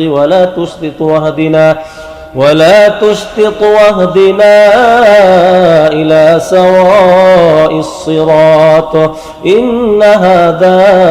أخي له 99 نعجة ولي نعجة واحدة فقال أكفلنيها وعزني في الخطاب قال لقد ظلمك بسؤال نعجتك إلى نعاجه وإن كثيرا من الخلطاء ليبغي بعضهم على بعض إلا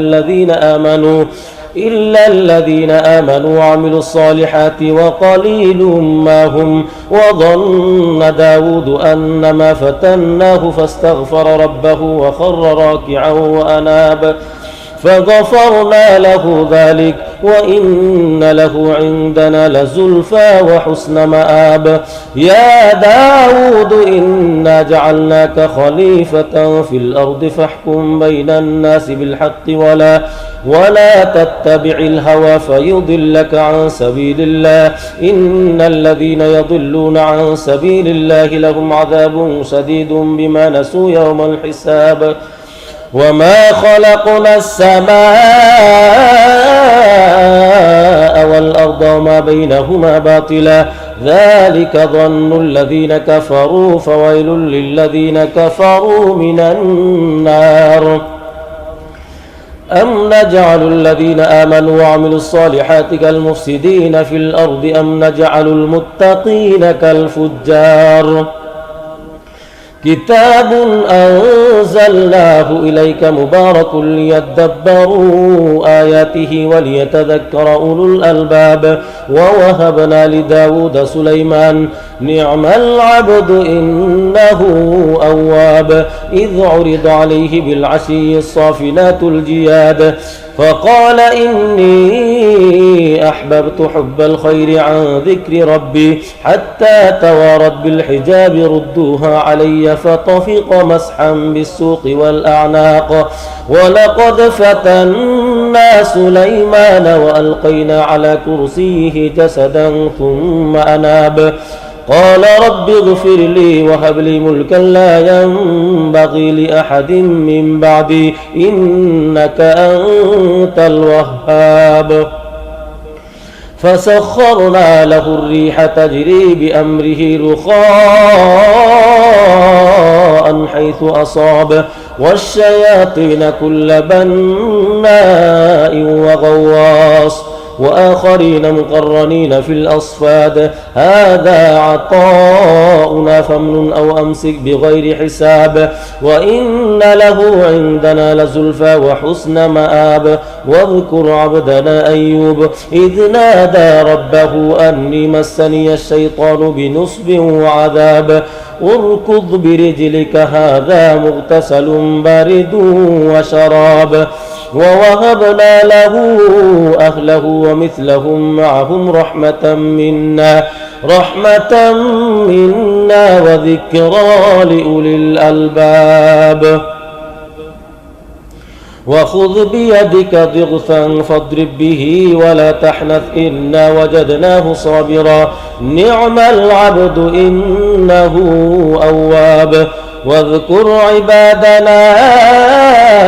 إبراهيم وإسحاق ويعقوب أولي الأيدي والأبصار إنا أخلصناهم بخالصة ذكر الدار وإنهم عندنا لمن المصطفين الأخيار واذكر إسماعيل واليسع وذا الكفل وكل من الأخيار هذا ذكر وإن للمتقين لحسن مآب جنات عدن مفتحة لهم الأبواب متكئين فيها يدعون فيها بفاكهة كثيرة وشراب وعندهم قاصرات الطرف أتراب هذا ما توعدون ليوم الحساب إن هذا لرزقنا ما له من نفاد هذا وإن للطاغين لشر مآب جهنم يصلونها فبئس المهاد هذا فليذوقوه حميم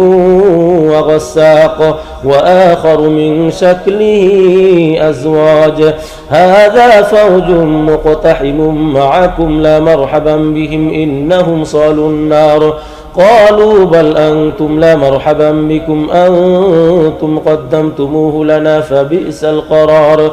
قالوا ربنا من قدم لنا هذا فزده عذابا ضعفا في النار وقالوا ما لنا لا نرى رجالا كنا نعدهم من الأشرار أتخذناهم سخريا أم زاغت عنهم الأبصار إن ذلك لحق تخاصم أهل النار قل إنما أنا منذر وما من إله إلا الله الواحد القهار رب السماوات والأرض وما بينهما العزيز الغفار قل هو نبأ عظيم أنتم عنه معرضون ما كان لي من علم بالملأ الأعلى إذ يختصمون إن يوحى إلي إلا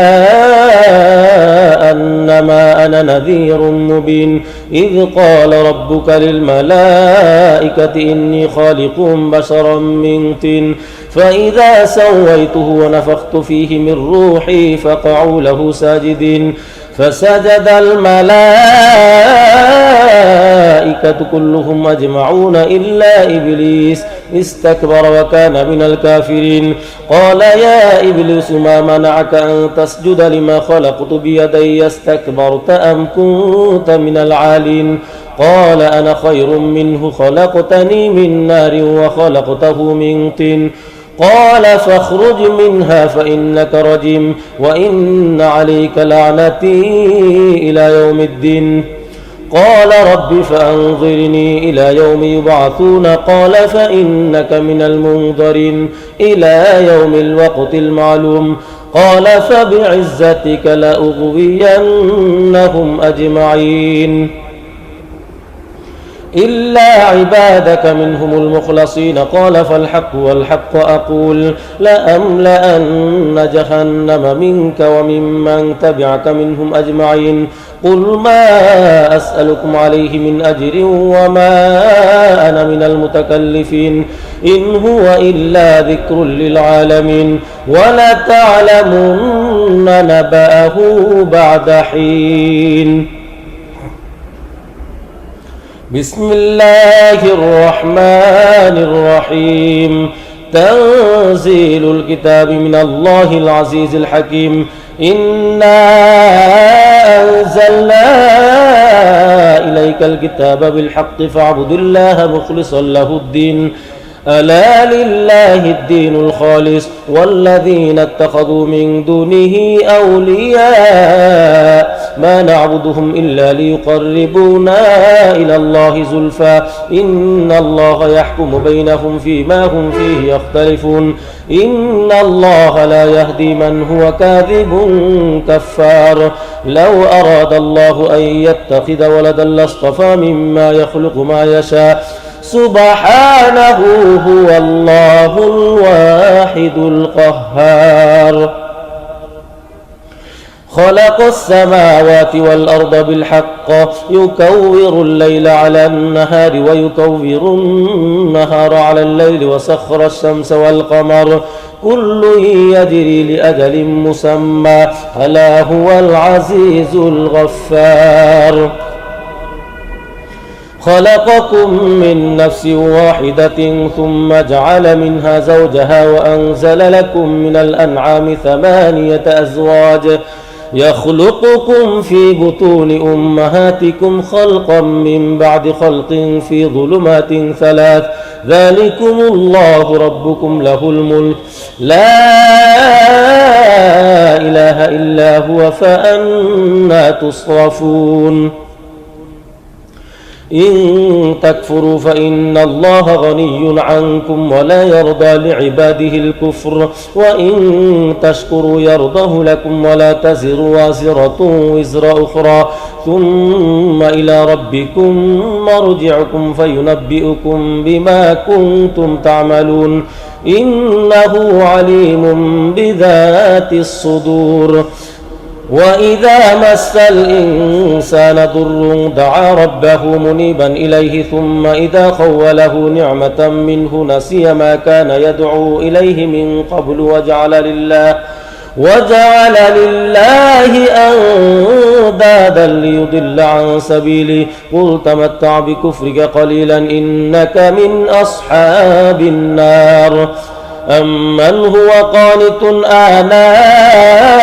الليل ساجدا وقائما يحذر الآخرة ويرجو رحمة ربه قل هل يستوي الذين يعلمون والذين لا يعلمون إنما يتذكر أولو الألباب قل يا عبادي الذين آمنوا اتقوا ربكم للذين أحسنوا في هذه الدنيا حسنة وأرض الله واسعة إنما يوفى الصابرون أجرهم بغير حساب قل إني أمرت أن أعبد الله مخلصا له الدين وأمرت لأن أكون أول المسلمين قل إني أخاف إن عصيت ربي عذاب يوم عظيم قل الله أعبد مخلصا له ديني فاعبدوا ما شئتم من دوني قل إن الخاسرين الذين خسروا أنفسهم وأهليهم يوم القيامة ألا ذلك هو الخسران المبين لهم من فوقهم ظلل من النار ومن تحتهم ظلل ذلك يخوف الله به عباده يا عباد فاتقون والذين اجتنبوا الطاغوت أن يعبدوها وأنابوا إلى الله لهم البشرى فبشر عباده الذين يستمعون القول فيتبعون أحسنه أولئك الذين هداهم الله وأولئك هم أولو الألباب أفمن حق عليه كلمة العذاب أفأنت تنقذ من في النار لكن الذين اتقوا ربهم لهم غرف من فوقها غرف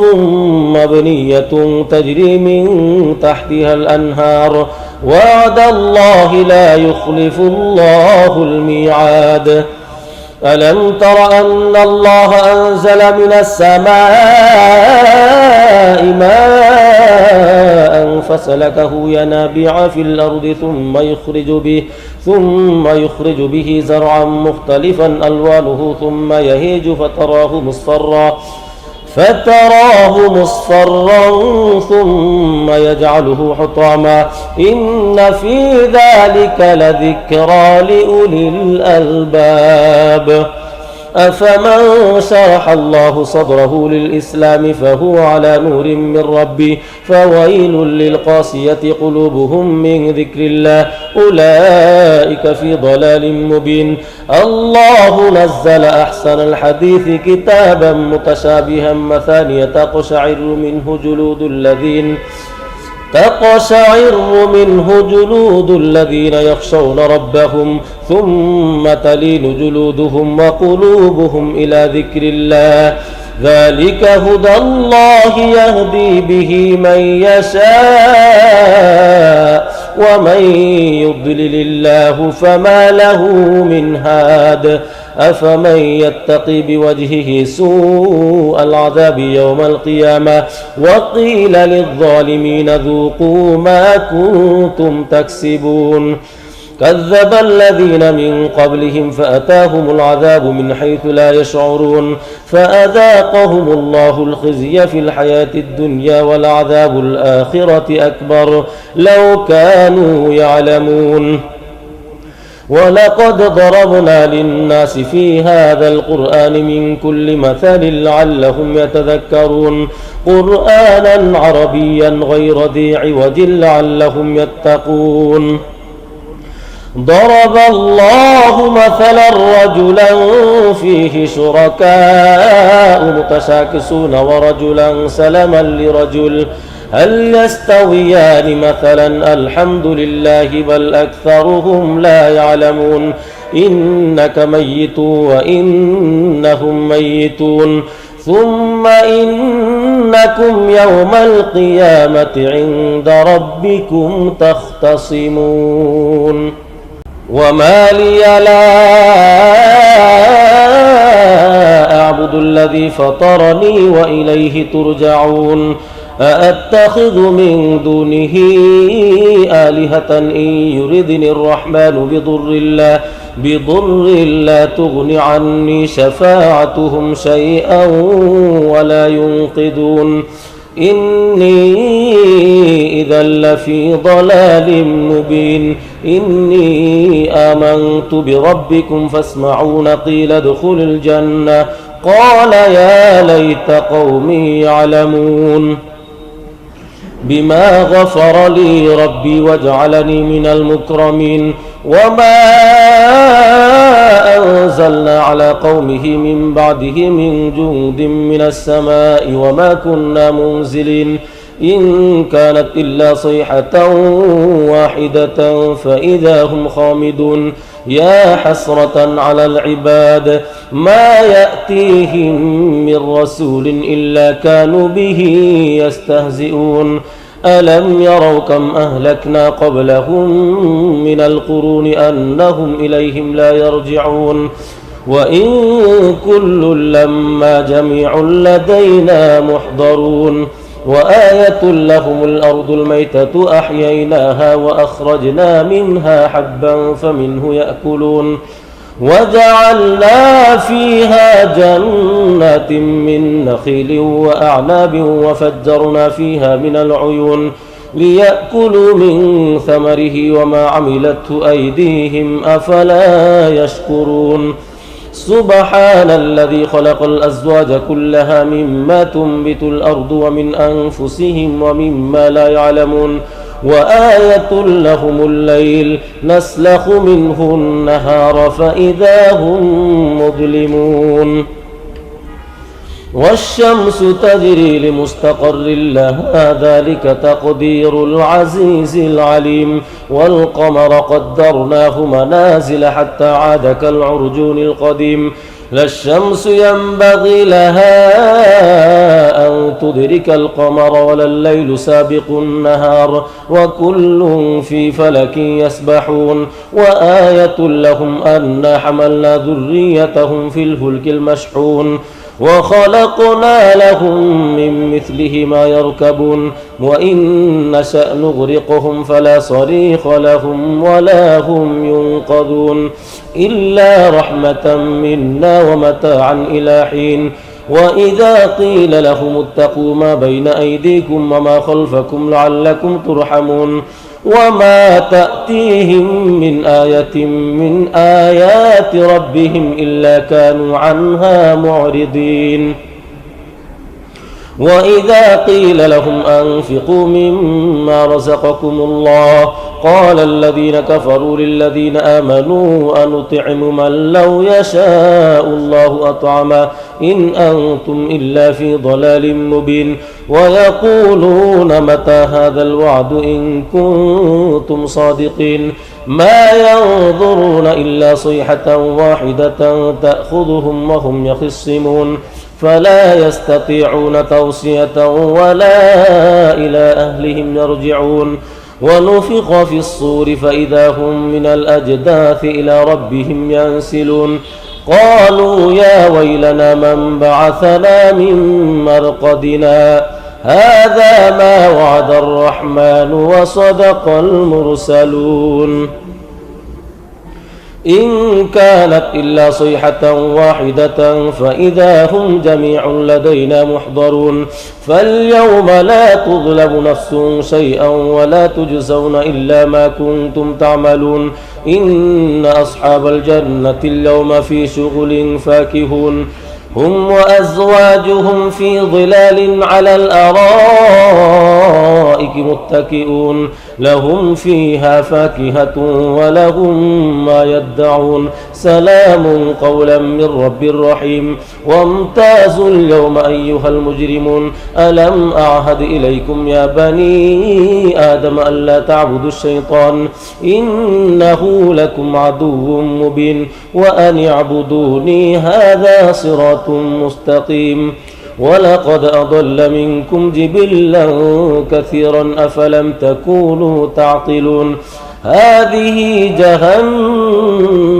التي كنتم توعدون اصلوها اليوم بما كنتم تكفرون اليوم نختم على أفواههم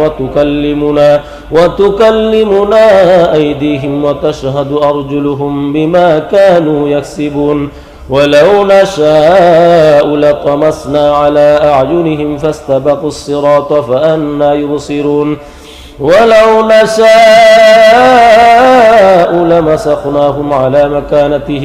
على مكانتهم فما استطاعوا مضيا ولا يرجعون ومن نعمره ننكسه في الخلق أفلا يعقلون وما علمناه الشعر وما ينبغي له إن هو إلا ذكر وقرآن مبين لينذر من كان حيا ويحق القول على الكافرين أولم يروا أنا خلقنا لهم مما عملت أيدينا أنعاما فهم لها مالكون وذللناها لهم فمنها ركوبهم ومنها يأكلون ولهم فيها منافع ومشارب أفلا يشكرون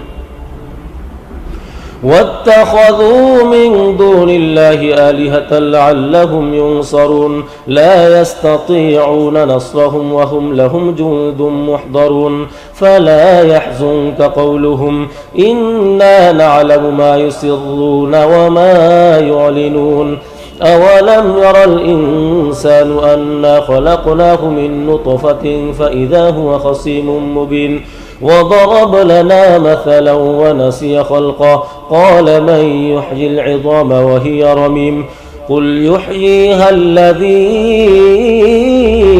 أنشأها أول مرة وهو بكل خلق عليم الذي جعل لكم من الشجر الأخضر نارا فإذا أنتم منه توقدون أوليس الذي خلق السماوات والأرض بقادر على أن يخلق مثلهم بلى وهو الخلاق العليم إنما أمره إذا أراد شيئا أن يقول له كن فيكون فسبحان الذي بيده ملكوت كل شيء وإليه ترجعون بسم الله الرحمن الرحيم والصافات صفا فالزاجرات زجرا فالتاليات ذكرا إن إلهكم لواحد رب السماوات والأرض وما بينهما ورب المشارق إنا زينا السماء الدنيا بزينة الكواكب وحفظا من كل شيطان مارد لا يسمعون إلى الملأ الأعلى ويقذفون من كل جانب دحورا ولهم عذاب واصب إلا من خطف الخطفة فأتبعه شهاب ثاقب فاستفتهم أهم أشد خلقا أم من خلقنا إنا خلقناهم من طين لازب بل عجبت ويسخرون وإذا ذكروا لا يذكرون وإذا رأوا آية يستسخرون وقالوا إن هذا إلا سحر مبين أإذا متنا وكنا ترابا وعظاما أإنا لمبعوثون أو آباؤنا الأولون قل نعم وأنتم داخرون فإنما هي زجرة واحدة فإذا هم ينظرون وقالوا يا ويلنا هذا يوم الدين هذا يوم الفصل الذي كنتم به تكذبون احشروا الذين ظلموا وأزواجهم وما كانوا يعبدون من دون الله فاهدوهم إلى صراط الجحيم وقفوهم إنهم مسؤولون ما لكم لا تناصرون بل هم اليوم مستسلمون وأقبل بعضهم على بعض يتساءلون قالوا إنكم كنتم تأتوننا عن اليمين قالوا بل لم تكونوا مؤمنين وما كان لنا عليكم من سلطان بل كنتم قوما طاغين فحق علينا قول ربنا إنا لذائقون فأغويناكم إنا كنا غاوين فإنهم يومئذ في العذاب مشتركون إنا كذلك نفعل بالمجرمين إنهم كانوا إذا قيل لهم لا إله إلا الله يستكبرون ويقولون أئنا لتاركوا آلهتنا لشاعر مجنون بل جاء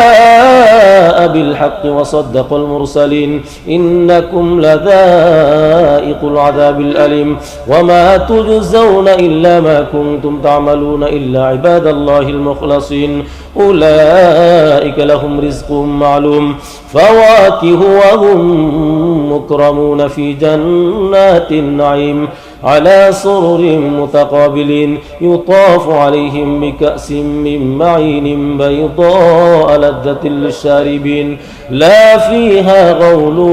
ولا هم عنها ينزفون وعندهم قاصرات الطرف عين كأنهن بيض مكنون فأقبل بعضهم على بعض يتساءلون قال قائل منهم إني كان لي قرين يقول أئنك لمن المصدقين أئذا متنا وكنا ترابا وعظاما أئنا لمدينون قال هل أنتم مطلعون فاطلع فرآه في سواء الجحيم قال تالله إن كدت لتردين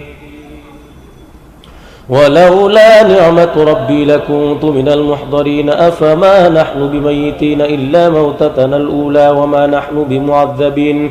إن هذا لهو الفوز العظيم لمثل هذا فليعمل العاملون أذلك خير نزلا أم شجرة الزقوم إنا جعلناها فتنة للظالمين إنها شجرة تخرج في أصل الجحيم طلعها كأنه رؤوس الشياطين فإنهم لآكلون منها فمالئون منها البطون ثم إن لهم عليها لشوبا من حميم ثم إن مرجعهم لإلى الجحيم إنهم ألفوا آباءهم ضالين فهم على آثارهم يهرعون ولقد ضل قبلهم أكثر الأولين ولقد أرسلنا فيهم منذرين فانظروا كيف كان عاقبة المنذرين إلا عباد الله المخلصين ولقد نادانا نوح فلنعم المجيبون ونجيناه وأهله من الكرب العظيم وجعلنا ذريته هم الباقين وتركنا عليه في الآخرين سلام على نوح في العالمين إنا كذلك نجزي المحسنين إنه من عبادنا المؤمنين ثم أغرقنا الآخرين وإن من شيعته لإبراهيم إذ جاء ربه بقلب سليم إذ قال لأبيه وقومه ماذا تعبدون أئفكا آلهة دون الله تريدون فما ظنكم برب العالمين فنظر نظرة في النجوم فقال إني سقيم فتولوا عنه مدبرين فراغ إلى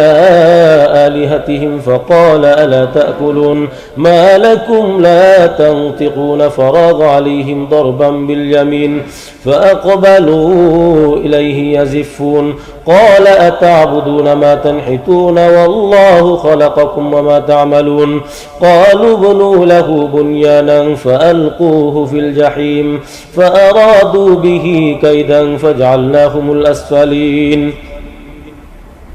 وقال إني ذاهب إلى ربي سيهدين رب هب لي من الصالحين فبشرناه بغلام حليم فلما بلغ معه السعي قال يا بني إني أرى في المنام أني أذبحك فانظر ماذا ترى قال يا أبت افعل ما تؤمر ستجدني إن شاء الله من الصابرين فلما أسلم وتله للجبين وناديناه أن يا إبراهيم قد صدقت الرؤيا إنا كذلك نجزي المحسنين إن هذا لهو البلاء المبين وفديناه بذبح عظيم وتركنا عليه في الآخرين سلام على إبراهيم كذلك نجزي المحسنين إنه من عبادنا المؤمنين وبشرناه بإسحاق نبيا من الصالحين وباركنا عليه وعلى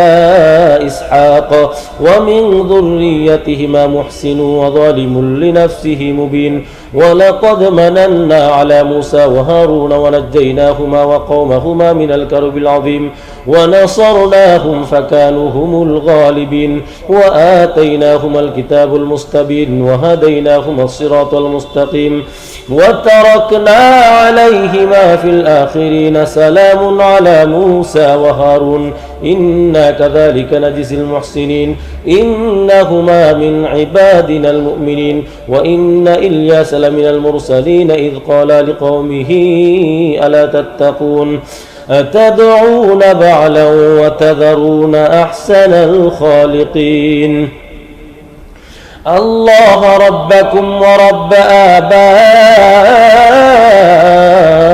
الأولين فكذبوه فإنهم لمحضرون إلا عباد الله المخلصين وتركنا عليه في الآخرين سلام على الياسين إنا كذلك نجزي المحسنين إنه من عبادنا المؤمنين وإن لوطا لمن المرسلين إذ نجيناه وأهله أجمعين إلا عجوزا في الغابرين ثم دمرنا الآخرين وإنكم لتمرون عليهم مصبحين وبالليل أفلا تعقلون وإن يونس لمن المرسلين إذ أبق إلى الفلك المشحون فساهم فكان من المدحضين فالتقمه الحوت وهو مليم فلولا أنه كان من المسبحين للبث في بطنه إلى يوم يبعثون فنبذناه بالعراء وهو سقيم وأنبتنا عليه شجرة من يقطين وأرسلناه إلى 100,000 أو يزيدون فآمنوا فمتعناهم إلى حين فاستفتهم ألربك البنات ولهم البنون أم خلقنا الملائكة إناثا وهم شاهدون ألا إنهم من إفكهم ليقولون ولد الله وإنهم لكاذبون أصطفى البنات على البنين ما لكم كيف تحكمون أفلا تذكرون أم لكم سلطان مبين فأتوا بكتابكم إن كنتم صادقين وجعلوا بينه وبين الجنة نسبا ولقد علمت الجنة إنهم لمحضرون سبحان الله عما يصفون إلا عباد الله المخلصين فإنكم وما تعبدون ما أنتم عليه بفاتنين إلا من هو صال الجحيم وما منا إلا له مقام معلوم وإنا لنحن الصافون وإنا لنحن المسبحون وإن كانوا ليقولون لو أن عندنا ذكرا من الأولين لكنا عباد الله المخلصين فكفروا به فسوف يعلمون ولقد سبقت كلمتنا لعبادنا المرسلين إنهم لهم المنصورون وإن جندنا لهم الغالبون فتول عنهم حتى حين وأبصرهم فسوف يبصرون أفبعذابنا يستعجلون فإذا نزل بساحتهم فساء صباح المنذرين وتول عنهم حتى حين وأبصر فسوف يبصرون سبحان ربك رب العزة عما يصفون وسلام على المرسلين والحمد لله رب العالمين بسم الله الرحمن الرحيم صاد والقرآن ذي الذكر بل الذين كفروا في عزة وشقاق كم أهلكنا من قبلهم من قرن فنادوا ولا تحين مناس وعجبوا أن جاءهم منذر منهم وقال الكافرون هذا ساحر كذاب أجعل الآلهة إلها واحدا إن هذا لشيء عجاب وانطلق الملأ منهم أن امشوا واصبروا على آلهتكم إن هذا لشيء يراد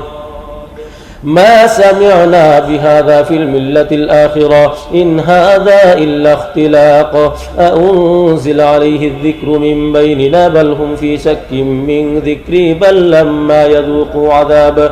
أم عندهم خزائن رحمة ربك العزيز الوهاب أم لهم ملك السماوات والأرض وما بينهما فليرتقوا في الأسباب جند ما هنالك مهزوم من الأحزاب كذبت قبلهم قوم نوح وعاد وفرعون ذو الأوتاد وثمود وقوم لوط وأصحاب الأيكة أولئك الأحزاب إن كل إلا كذب الرسل فحق عقاب وما ينظر هؤلاء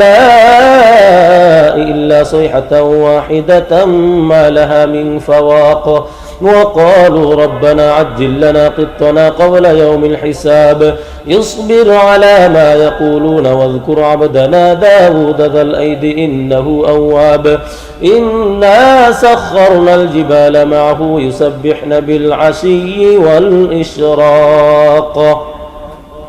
والطير محشورة كل له أواب وشددنا ملكه وآتيناه الحكمة وفصل الخطاب وهل أتاك نبأ الخصم إذ تسوروا المحراب إذ دخلوا على داود ففزع منهم قالوا لا تخف خصمان بغى بعضنا على بعض فاحكم بيننا بالحق ولا تشطط واهدنا إلى سواء الصراط إن هذا أخي له 99 نعجة ولي نعجة واحدة فقال أكفلنيها وعزني في الخطاب قال لقد ظلمك بسؤال نعجتك إلى نعاجه وإن كثيرا من الخلطاء ليبغي بعضهم على بعض إلا الذين آمنوا وعملوا الصالحات وقليل ما هم وظن داود أنما فتناه فاستغفر ربه وخر راكعا وأناب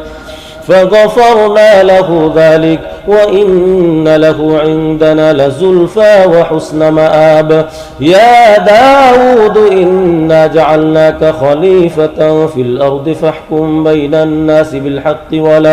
ولا تتبع الهوى فيضلك عن سبيل الله إن الذين يضلون عن سبيل الله لهم عذاب شديد بما نسوا يوم الحساب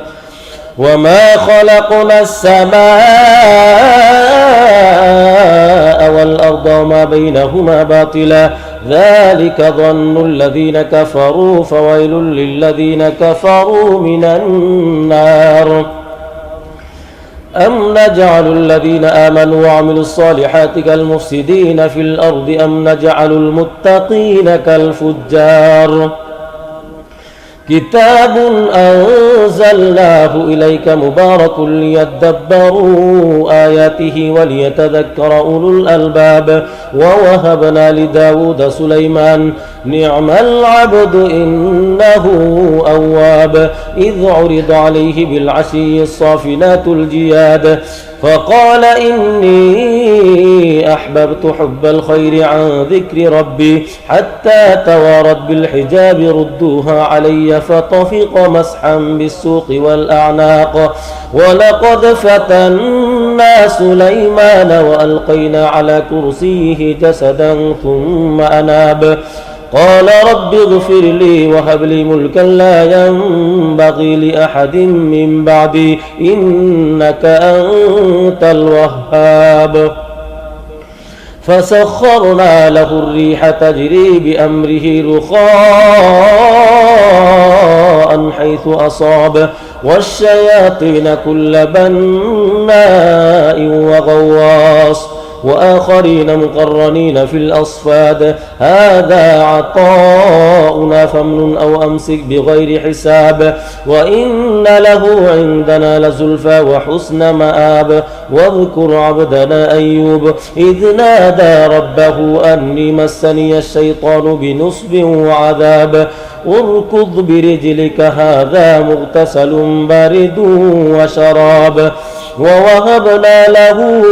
أهله ومثلهم معهم رحمة منا وذكرى لأولي الألباب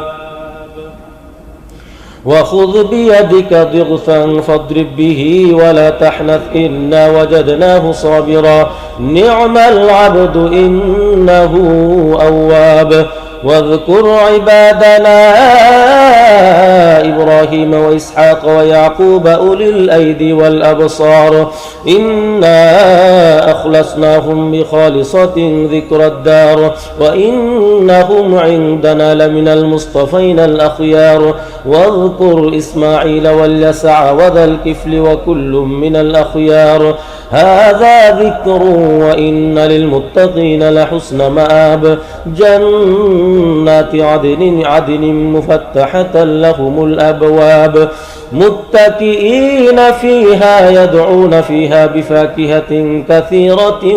وشراب وعندهم قاصرات الطرف أتراب هذا ما توعدون ليوم الحساب إن هذا لرزقنا ما له من نفاد هذا وإن للطاغين لشر مآب جهنم يصلونها فبئس المهاد هذا فليذوقوه حميم وغساق وآخر من شكله أزواج هذا فوج مقتحم معكم لا مرحبا بهم إنهم صالوا النار قالوا بل أنتم لا مرحبا بكم أنتم قدمتموه لنا فبئس القرار قالوا ربنا من قدم لنا هذا فزده عذابا ضعفا في النار وقالوا ما لنا لا نرى رجالا كنا نعدهم من الأشرار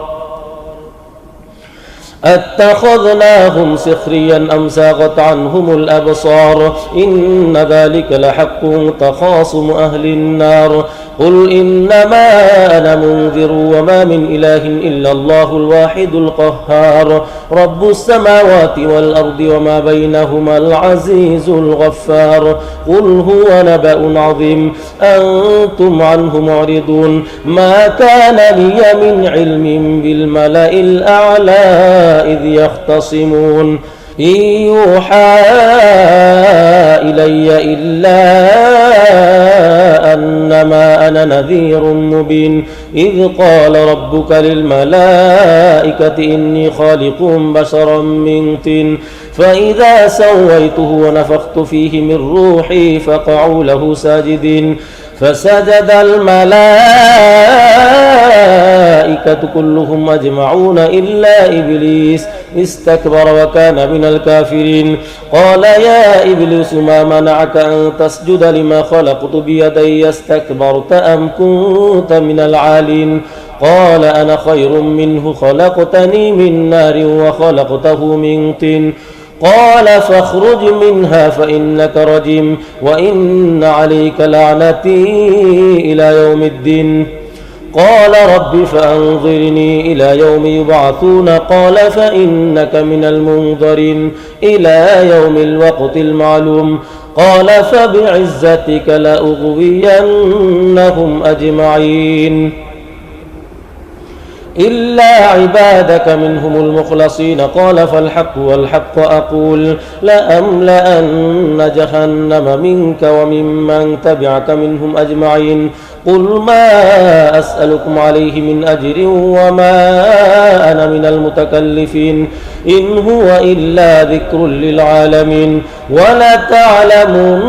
نبأه بعد حين بسم الله الرحمن الرحيم تنزيل الكتاب من الله العزيز الحكيم إنا أنزلنا إليك الكتاب بالحق فاعبد الله مخلصا له الدين ألا لله الدين الخالص والذين اتخذوا من دونه أولياء ما نعبدهم إلا ليقربونا إلى الله زلفى إن الله يحكم بينهم فيما هم فيه يختلفون إن الله لا يهدي من هو كاذب كفار لو أراد الله أن يتخذ ولدا لاصطفى مما يخلق ما يشاء سبحانه هو الله الواحد القهار خلق السماوات والأرض بالحق يكور الليل على النهار ويكور النهار على الليل وسخر الشمس والقمر كل يجري لأجل مسمى ألا هو العزيز الغفار خلقكم من نفس واحدة ثم جعل منها زوجها وأنزل لكم من الأنعام 8 أزواج يخلقكم في بطون أمهاتكم خلقا من بعد خلق في ظلمات 3 ذلكم الله ربكم له الملك لا إله إلا هو فأنى تصرفون إن تكفروا فإن الله غني عنكم ولا يرضى لعباده الكفر وإن تشكروا يرضه لكم ولا تزر وازرة وزر أخرى ثم إلى ربكم مرجعكم فينبئكم بما كنتم تعملون إنه عليم بذات الصدور وإذا مس الإنسان ضر دعا ربه منيبا إليه ثم إذا خوله نعمة منه نسي ما كان يدعو إليه من قبل وجعل لله أندادا ليضل عن سبيله قل تمتع بكفرك قليلا إنك من أصحاب النار أمن هو قانت آناء الليل ساجدا وقائما يحذر الآخرة ويرجو رحمة ربه قل هل يستوي الذين يعلمون والذين لا يعلمون إنما يتذكر أولو الألباب قل يا عبادي الذين آمنوا اتقوا ربكم للذين أحسنوا في هذه الدنيا حسنة وأرض الله واسعة إنما يوفى الصابرون أجرهم بغير حساب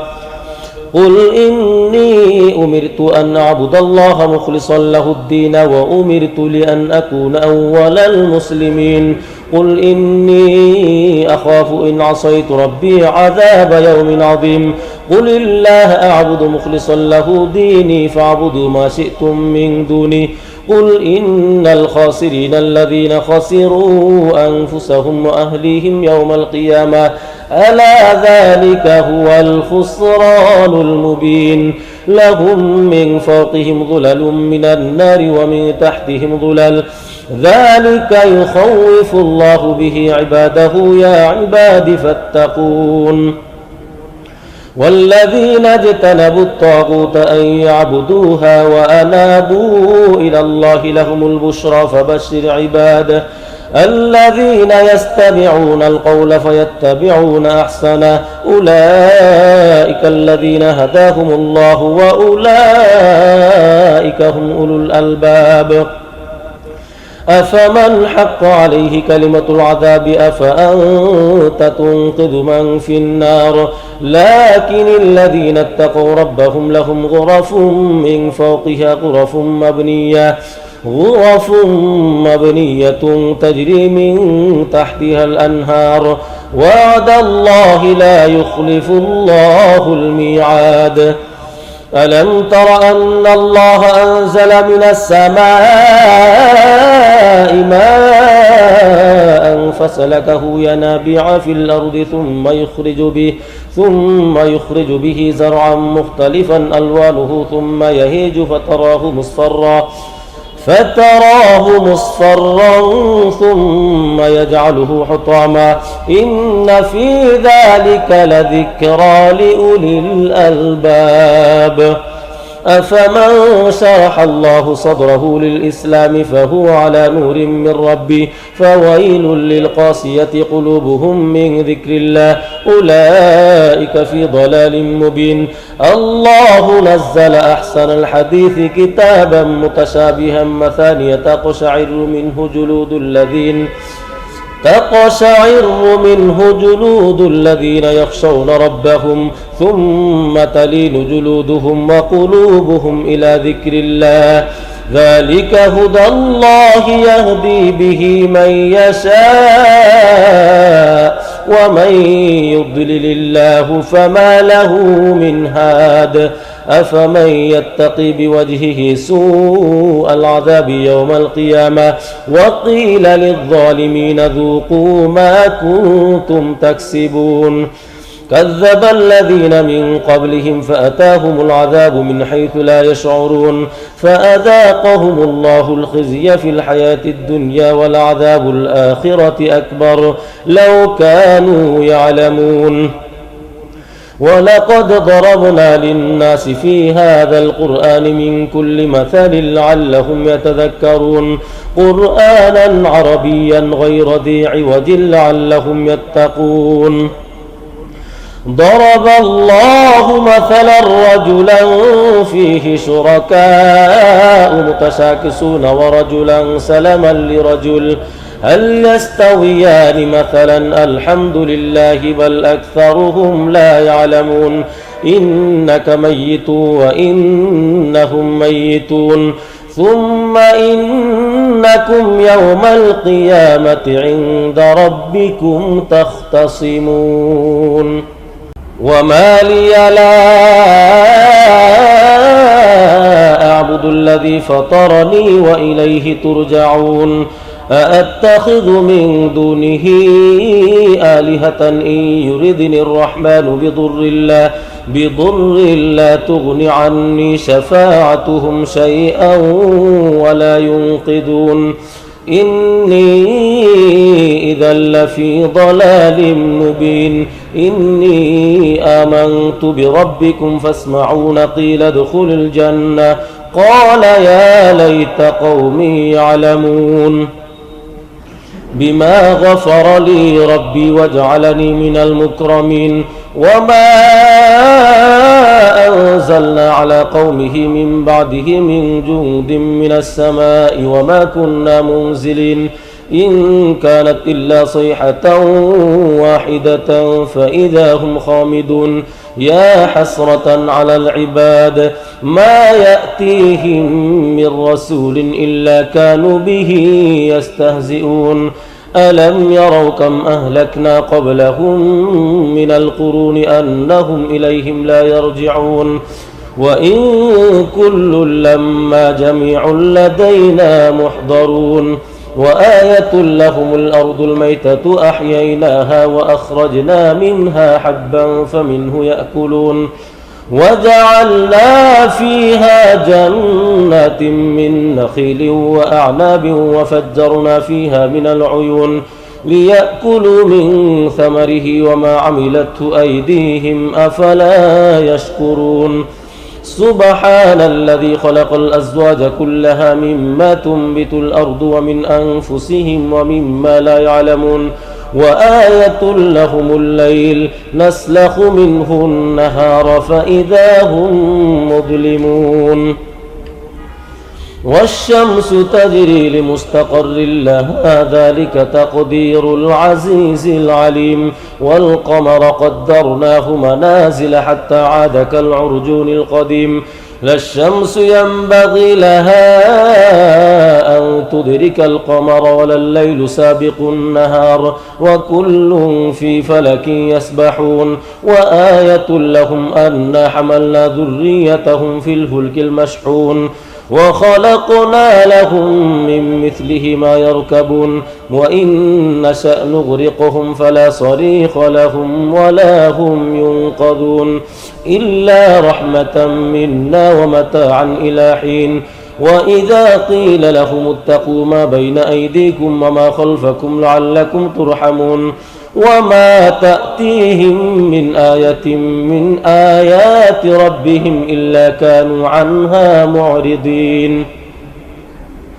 وإذا قيل لهم أنفقوا مما رزقكم الله قال الذين كفروا للذين آمنوا أنطعم من لو يشاء الله أطعمه إن أنتم إلا في ضلال مبين ويقولون متى هذا الوعد إن كنتم صادقين ما ينظرون إلا صيحة واحدة تأخذهم وهم يخصمون فلا يستطيعون توصية ولا إلى أهلهم يرجعون ونفخ في الصور فإذا هم من الأجداث إلى ربهم ينسلون قالوا يا ويلنا من بعثنا من مرقدنا هذا ما وعد الرحمن وصدق المرسلون إن كانت إلا صيحة واحدة فإذا هم جميع لدينا محضرون فاليوم لا تظلم نفس شيئا ولا تجزون إلا ما كنتم تعملون إن أصحاب الجنة اليوم في شغل فاكهون هم وأزواجهم في ظلال على الأرائك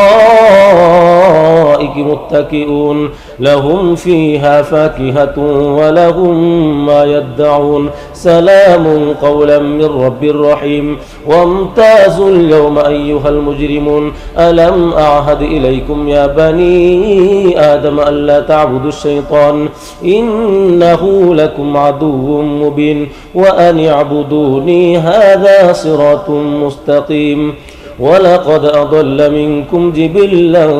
كثيرا أفلم تكونوا تعقلون هذه جهنم التي كنتم توعدون اصلوها اليوم بما كنتم تكفرون اليوم نختم على أفواههم وتكلمنا أيديهم وتشهد أرجلهم بما كانوا يكسبون ولو نشاء لطمسنا على أعينهم فاستبقوا الصراط فأنى يبصرون ولو نشاء لمسخناهم على مكانتهم فما استطاعوا مضيا ولا يرجعون ومن نعمره ننكسه في الخلق أفلا يعقلون وما علمناه الشعر وما ينبغي له إن هو إلا ذكر وقرآن مبين لينذر من كان حيا ويحق القول على الكافرين أولم يروا أنا خلقنا لهم مما عملت أيدينا أنعاما فهم لها مالكون وذللناها لهم فمنها ركوبهم ومنها يأكلون ولهم فيها منافع ومشارب أفلا يشكرون واتخذوا من دون الله آلهة لعلهم ينصرون لا يستطيعون نصرهم وهم لهم جند محضرون فلا يحزنك قولهم إنا نعلم ما يسرون وما يعلنون أولم يرى الإنسان أنا خلقناه من نطفة فإذا هو خصيم مبين وضرب لنا مثلا ونسي خلقه قال من يحيي العظام وهي رميم قل يحييها الذي أنشأها أول مرة وهو بكل خلق عليم الذي جعل لكم من الشجر الأخضر نارا فإذا أنتم منه توقدون أوليس الذي خلق السماوات والأرض بقادر على أن يخلق مثلهم بلى وهو الخلاق العليم إنما أمره إذا أراد شيئا أن يقول له كن فيكون فسبحان الذي بيده ملكوت كل شيء وإليه ترجعون بسم الله الرحمن الرحيم والصافات صفا فالزاجرات زجرا فالتاليات ذكرا إن إلهكم لواحد رب السماوات والأرض وما بينهما ورب المشارق إنا زينا السماء الدنيا بزينة الكواكب وحفظا من كل شيطان مارد لا يسمعون إلى الملأ الأعلى ويقذفون من كل جانب دحورا ولهم عذاب واصب إلا من خطف الخطفة فأتبعه شهاب ثاقب فاستفتهم أهم أشد خلقا أم من خلقنا إنا خلقناهم من طين لازب بل عجبت ويسخرون وإذا ذكروا لا يذكرون وإذا رأوا آية يستسخرون وقالوا إن هذا إلا سحر مبين أإذا متنا وكنا ترابا وعظاما أإنا لمبعوثون أو آباؤنا الأولون قل نعم وأنتم داخرون فإنما هي زجرة واحدة فإذا هم ينظرون وقالوا يا ويلنا هذا يوم الدين هذا يوم الفصل الذي كنتم به تكذبون احشروا الذين ظلموا وأزواجهم وما كانوا يعبدون من دون الله فاهدوهم إلى صراط الجحيم وقفوهم إنهم مسؤولون ما لكم لا تناصرون بل هم اليوم مستسلمون وأقبل بعضهم على بعض يتساءلون قالوا إنكم كنتم تأتوننا عن اليمين قالوا بل لم تكونوا مؤمنين وما كان لنا عليكم من سلطان بل كنتم قوما طاغين فحق علينا قول ربنا إنا لذائقون فأغويناكم إنا كنا غاوين فإنهم يومئذ في العذاب مشتركون إنا كذلك نفعل بالمجرمين إنهم كانوا إذا قيل لهم لا إله إلا الله يستكبرون ويقولون أئنا لتاركو آلهتنا لشاعر مجنون بل جاء بالحق وصدق المرسلين إنكم لذائق العذاب الأليم وما تجزون إلا ما كنتم تعملون إلا عباد الله المخلصين أولئك لهم رزق معلوم فواكه وهم مكرمون في جنات النعيم على سرر متقابلين يطاف عليهم بكأس من معين بيضاء لذة للشاربين لا فيها غول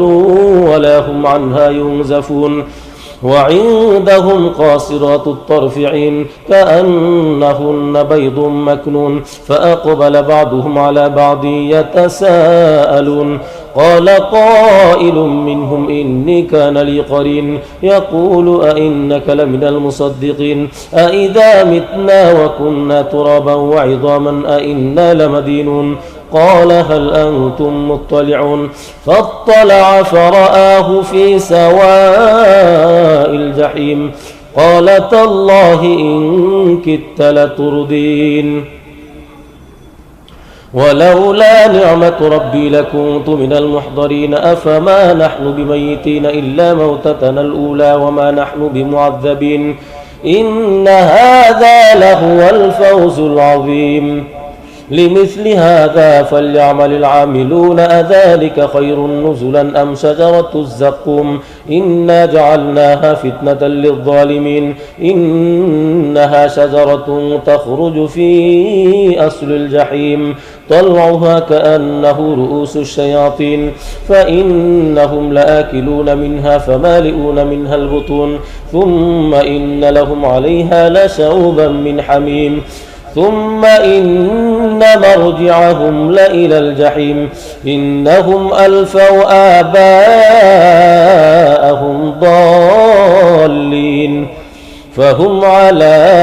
آثارهم يهرعون ولقد ضل قبلهم أكثر الأولين ولقد أرسلنا فيهم منذرين فانظروا كيف كان عاقبة المنذرين إلا عباد الله المخلصين ولقد نادانا نوح فلنعم المجيبون ونجيناه وأهله من الكرب العظيم وجعلنا ذريته هم الباقين وتركنا عليه في الآخرين سلام على نوح في العالمين إنا كذلك نجزي المحسنين إنه من عبادنا المؤمنين ثم أغرقنا الآخرين وإن من شيعته لإبراهيم إذ جاء ربه بقلب سليم إذ قال لأبيه وقومه ماذا تعبدون أئفكا آلهة دون الله تريدون فما ظنكم برب العالمين فنظر نظرة في النجوم فقال إني سقيم فتولوا عنه مدبرين فراغ إلى آلهتهم فقال ألا تأكلون ما لكم لا تنطقون فراغ عليهم ضربا باليمين فأقبلوا إليه يزفون قال أتعبدون ما تنحتون والله خلقكم وما تعملون قالوا ابنوا له بنيانا فألقوه في الجحيم فأرادوا به كيدا فجعلناهم الأسفلين وقال إني ذاهب إلى ربي سيهدين رب هب لي من الصالحين فبشرناه بغلام حليم فلما بلغ معه السعي قال يا بني إني أرى في المنام أني أذبحك فانظر ماذا ترى قال يا أبت افعل ما تؤمر ستجدني إن شاء الله من الصابرين فلما أسلم وتله للجبين وناديناه أن يا إبراهيم قد صدقت الرؤيا إنا كذلك نجزي المحسنين إن هذا لهو البلاء المبين وفديناه بذبح عظيم وتركنا عليه في الآخرين سلام على إبراهيم كذلك نجزي المحسنين إنه من عبادنا المؤمنين وبشرناه بإسحاق نبيا من الصالحين وباركنا عليه وعلى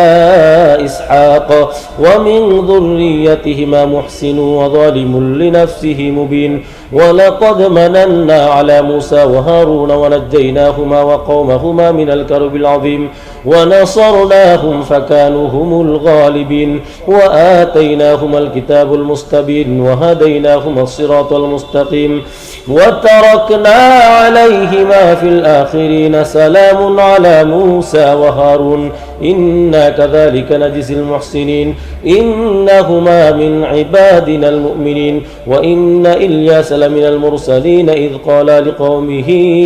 ألا تتقون أتدعون بعلا وتذرون أحسن الخالقين الله ربكم ورب آبائكم الأولين فكذبوه فإنهم لمحضرون إلا عباد الله المخلصين وتركنا عليه في الآخرين سلام على الياسين إنا كذلك نجزي المحسنين إنه من عبادنا المؤمنين وإن لوطا لمن المرسلين إذ نجيناه وأهله أجمعين إلا عجوزا في الغابرين ثم دمرنا الآخرين وإنكم لتمرون عليهم مصبحين وبالليل أفلا تعقلون وإن يونس لمن المرسلين إذ أبق إلى الفلك المشحون فساهم فكان من المدحضين فالتقمه الحوت وهو مليم فلولا أنه كان من المسبحين للبث في بطنه إلى يوم يبعثون فنبذناه بالعراء وهو سقيم وأنبتنا عليه شجرة من يقطين وأرسلناه إلى 100,000 أو يزيدون فآمنوا فمتعناهم إلى حين فاستفتهم ألربك البنات ولهم البنون أم خلقنا الملائكة إناثا وهم شاهدون ألا إنهم من إفكهم ليقولون ولد الله وإنهم لكاذبون أصطفى البنات على البنين ما لكم كيف تحكمون أفلا تذكرون أم لكم سلطان مبين فأتوا بكتابكم إن كنتم صادقين وجعلوا بينه وبين الجنة نسبا ولقد علمت الجنة إنهم لمحضرون سبحان الله عما يصفون إلا عباد الله المخلصين فإنكم وما تعبدون ما أنتم عليه بفاتنين إلا من هو صال الجحيم وما منا إلا له مقام معلوم وإنا لنحن الصافون وإنا لنحن المسبحون وإن كانوا ليقولون لو أن عندنا ذكرا من الأولين لكنا عباد الله المخلصين فكفروا به فسوف يعلمون ولقد سبقت كلمتنا لعبادنا المرسلين إنهم لهم المنصورون وإن جندنا لهم الغالبون فتول عنهم حتى حين وأبصرهم فسوف يبصرون أفبعذابنا يستعجلون فإذا نزل بساحتهم فساء صباح المنذرين وتول عنهم حتى حين وأبصر فسوف يبصرون سبحان ربك رب العزة عما يصفون وسلام على المرسلين والحمد لله رب العالمين بسم الله الرحمن الرحيم صاد والقرآن ذي الذكر بل الذين كفروا في عزة وشقاق كم أهلكنا من قبلهم من قرن فنادوا ولا تحين مناس وعجبوا أن جاءهم منذر منهم وقال الكافرون هذا ساحر كذاب أجعل الآلهة إلها واحدا إن هذا لشيء عجاب وانطلق الملأ منهم أن امشوا واصبروا على آلهتكم إن هذا لشيء يراد ما سمعنا بهذا في الملة الآخرة إن هذا إلا اختلاق أأنزل عليه الذكر من بيننا بل هم في شك من ذكري بل لما يذوقوا عذاب أم عندهم خزائن رحمة ربك العزيز الوهاب أم لهم ملك السماوات والأرض وما بينهما فليرتقوا في الأسباب جند ما هنالك مهزوم من الأحزاب كذبت قبلهم قوم نوح وعاد وفرعون ذو الأوتاد وثمود وقوم لوط وأصحاب الأيكة أولئك الأحزاب إن كل إلا كذب الرسل فحق عقاب وما ينظر هؤلاء إلا صيحة واحدة ما لها من فواق وقالوا ربنا عجل لنا قطنا قبل يوم الحساب اصبر على ما يقولون واذكر عبدنا داود ذا الأيد إنه أواب إنا سخرنا الجبال معه يسبحن بالعشي والإشراق والطير محشورة كل له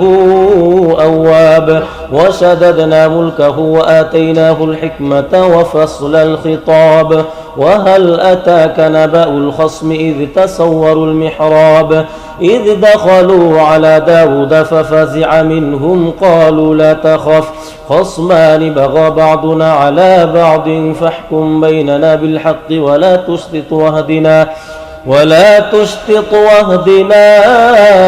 إلى سواء الصراط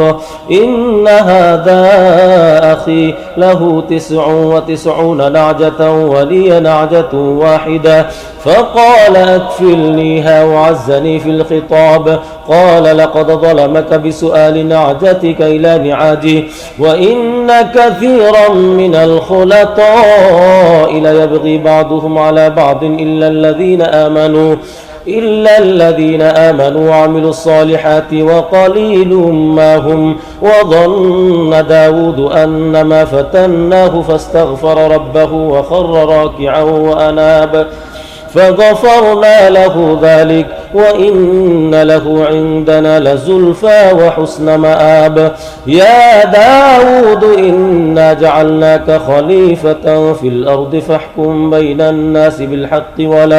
ولا تتبع الهوى فيضلك عن سبيل الله إن الذين يضلون عن سبيل الله لهم عذاب شديد بما نسوا يوم الحساب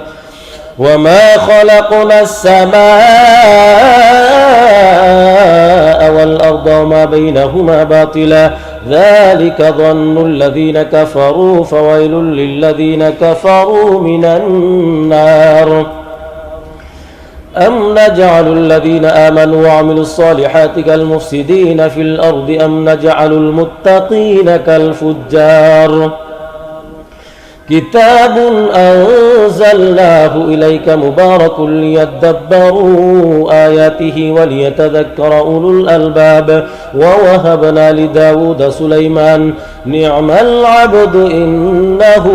أواب إذ عرض عليه بالعشي الصافنات الجياد فقال إني أحببت حب الخير عن ذكر ربي حتى توارت بالحجاب ردوها علي فطفق مسحا بالسوق والأعناق ولقد فتنا سليمان وألقينا على كرسيه جسدا ثم أناب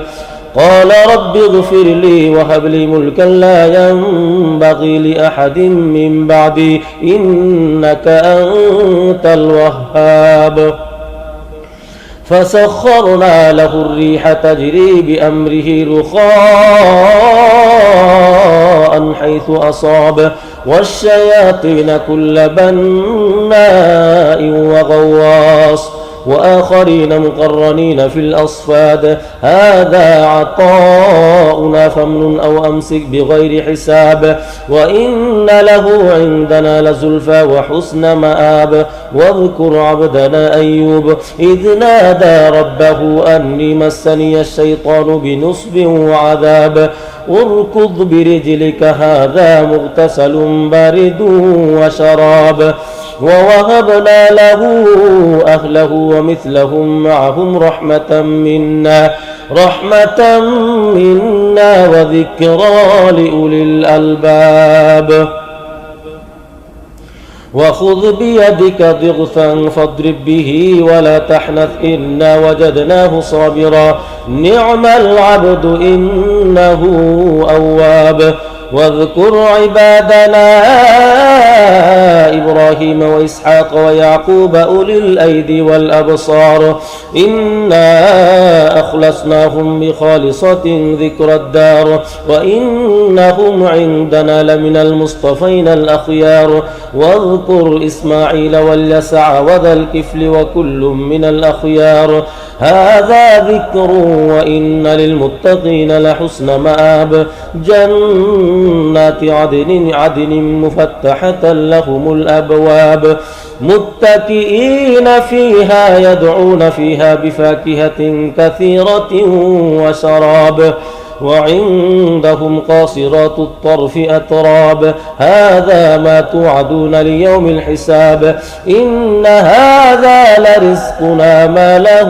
من نفاد هذا وإن للطاغين لشر مآب جهنم يصلونها فبئس المهاد هذا فليذوقوه حميم وغساق وآخر من شكله أزواج هذا فوج مقتحم معكم لا مرحبا بهم إنهم صالوا النار قالوا بل أنتم لا مرحبا بكم أنتم قدمتموه لنا فبئس القرار قالوا ربنا من قدم لنا هذا فزده عذابا ضعفا في النار وقالوا ما لنا لا نرى رجالا كنا نعدهم من الأشرار أتخذناهم سخريا أم زاغت عنهم الأبصار إن ذلك لحق تخاصم أهل النار قل إنما أنا منذر وما من إله إلا الله الواحد القهار رب السماوات والأرض وما بينهما العزيز الغفار قل هو نبأ عظيم أنتم عنه معرضون ما كان لي من علم بالملأ الأعلى إذ يختصمون إن يوحى إلي إلا أنما أنا نذير مبين إذ قال ربك للملائكة إني خالق بشرا من طين فإذا سويته ونفخت فيه من روحي فقعوا له ساجدين فسجد الملائكة كلهم أجمعون إلا إبليس استكبر وكان من الكافرين قال يا إبليس ما منعك أن تسجد لما خلقت بيدي استكبرت أم كنت من العالين قال أنا خير منه خلقتني من نار وخلقته من طين قال فاخرج منها فإنك رجيم وإن عليك لعنتي إلى يوم الدين قال رب فأنظرني إلى يوم يبعثون قال فإنك من المنظرين إلى يوم الوقت المعلوم قال فبعزتك لأغوينهم أجمعين إلا عبادك منهم المخلصين قال فالحق والحق أقول لأملأن جهنم منك وممن تبعك منهم أجمعين قل ما أسألكم عليه من أجر وما أنا من المتكلفين إن هو إلا ذكر للعالمين ولتعلمن نبأه بعد حين بسم الله الرحمن الرحيم تنزيل الكتاب من الله العزيز الحكيم إنا أنزلنا إليك الكتاب بالحق فاعبد الله مخلصا له الدين ألا لله الدين الخالص والذين اتخذوا من دونه أولياء ما نعبدهم إلا ليقربونا إلى الله زلفى إن الله يحكم بينهم فيما هم فيه يختلفون إن الله لا يهدي من هو كاذب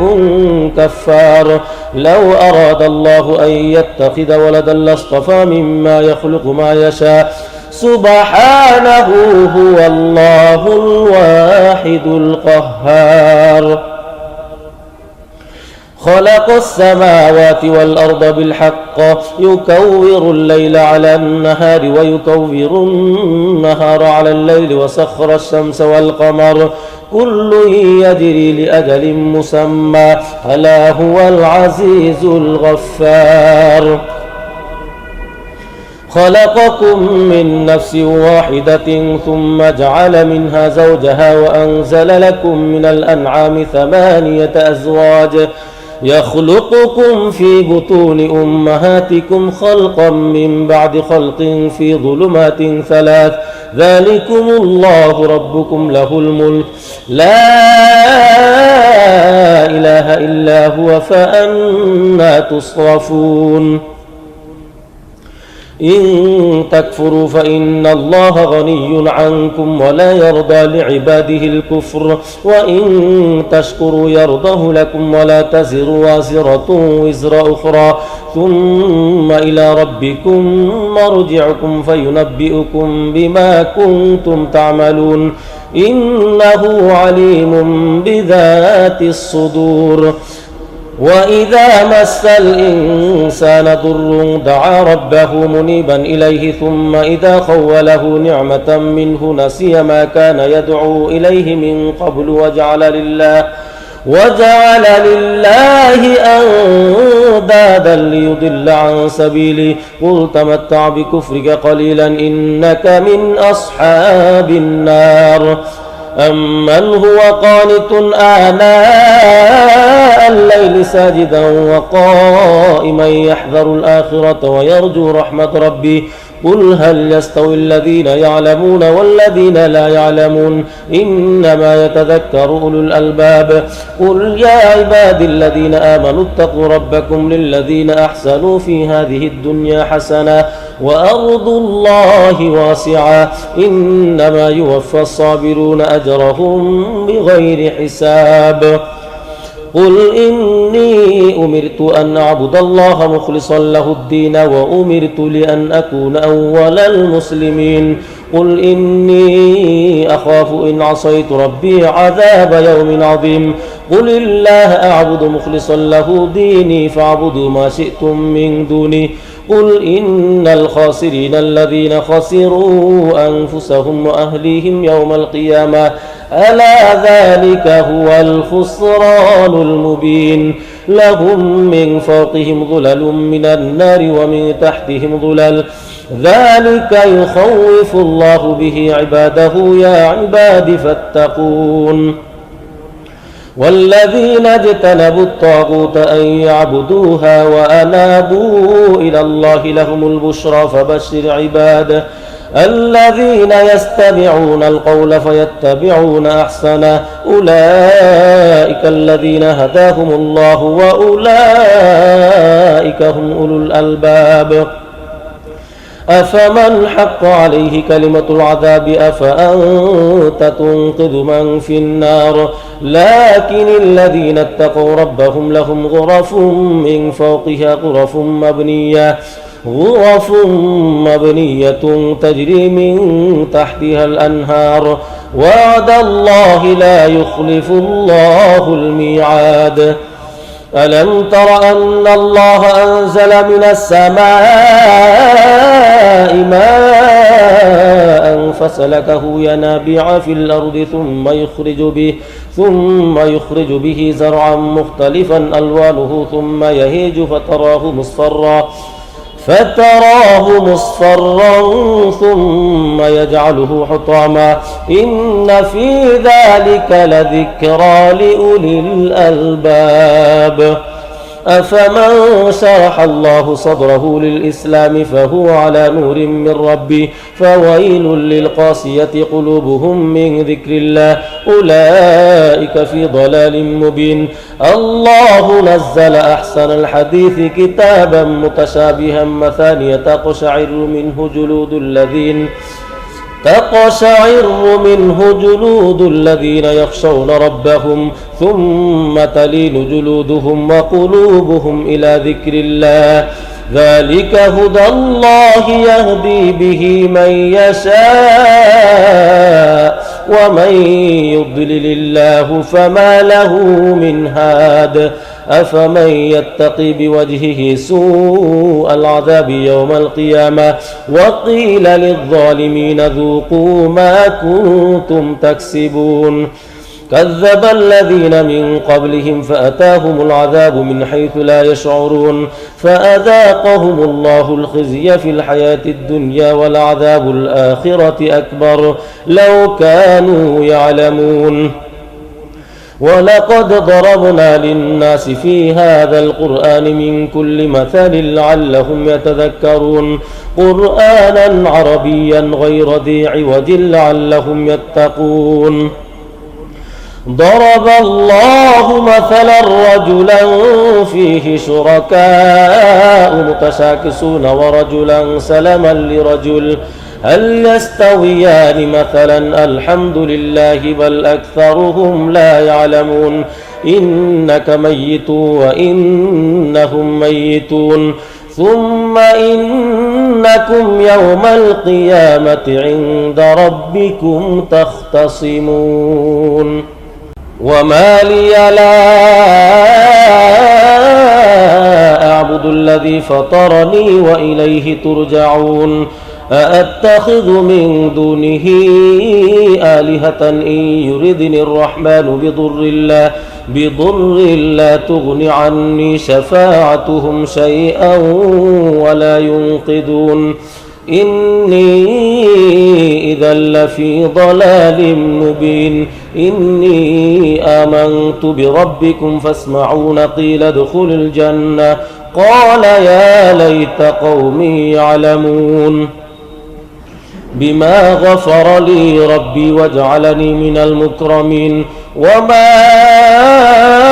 أنزلنا على قومه من بعده من جند من السماء وما كنا منزلين إن كانت إلا صيحة واحدة فإذا هم خامدون يا حسرة على العباد ما يأتيهم من رسول إلا كانوا به يستهزئون ألم يروا كم أهلكنا قبلهم من القرون أنهم إليهم لا يرجعون وإن كل لما جميع لدينا محضرون وآية لهم الأرض الميتة أحييناها وأخرجنا منها حبا فمنه يأكلون وجعلنا فيها جنات من نخيل وأعناب وفجرنا فيها من العيون ليأكلوا من ثمره وما عملته أيديهم أفلا يشكرون سبحان الذي خلق الأزواج كلها مما تنبت الأرض ومن أنفسهم ومما لا يعلمون وآية لهم الليل نسلخ منه النهار فإذا هم مظلمون والشمس تجري لمستقر لها ذلك تقدير العزيز العليم والقمر قدرناه منازل حتى عاد كالعرجون القديم لا الشمس ينبغي لها أن تدرك القمر ولا الليل سابق النهار وكل في فلك يسبحون وآية لهم أنا حملنا ذريتهم في الفلك المشحون وخلقنا لهم من مثله ما يركبون وإن نشأ نغرقهم فلا صريخ لهم ولا هم ينقذون إلا رحمة منا ومتاعا إلى حين وإذا قيل لهم اتقوا ما بين أيديكم وما خلفكم لعلكم ترحمون وما تأتيهم من آية من آيات ربهم إلا كانوا عنها معرضين وإذا قيل لهم أنفقوا مما رزقكم الله قال الذين كفروا للذين آمنوا أنطعم من لو يشاء الله أطعمه إن أنتم إلا في ضلال مبين ويقولون متى هذا الوعد إن كنتم صادقين ما ينظرون إلا صيحة واحدة تأخذهم وهم يخصمون فلا يستطيعون توصية ولا إلى أهلهم يرجعون ونفخ في الصور فإذا هم من الأجداث إلى ربهم ينسلون قالوا يا ويلنا من بعثنا من مرقدنا هذا ما وعد الرحمن وصدق المرسلون إن كانت إلا صيحة واحدة فإذا هم جميع لدينا محضرون فاليوم لا تظلم نفس شيئا ولا تجزون إلا ما كنتم تعملون إن أصحاب الجنة اليوم في شغل فاكهون هم وأزواجهم في ظلال على الأرائك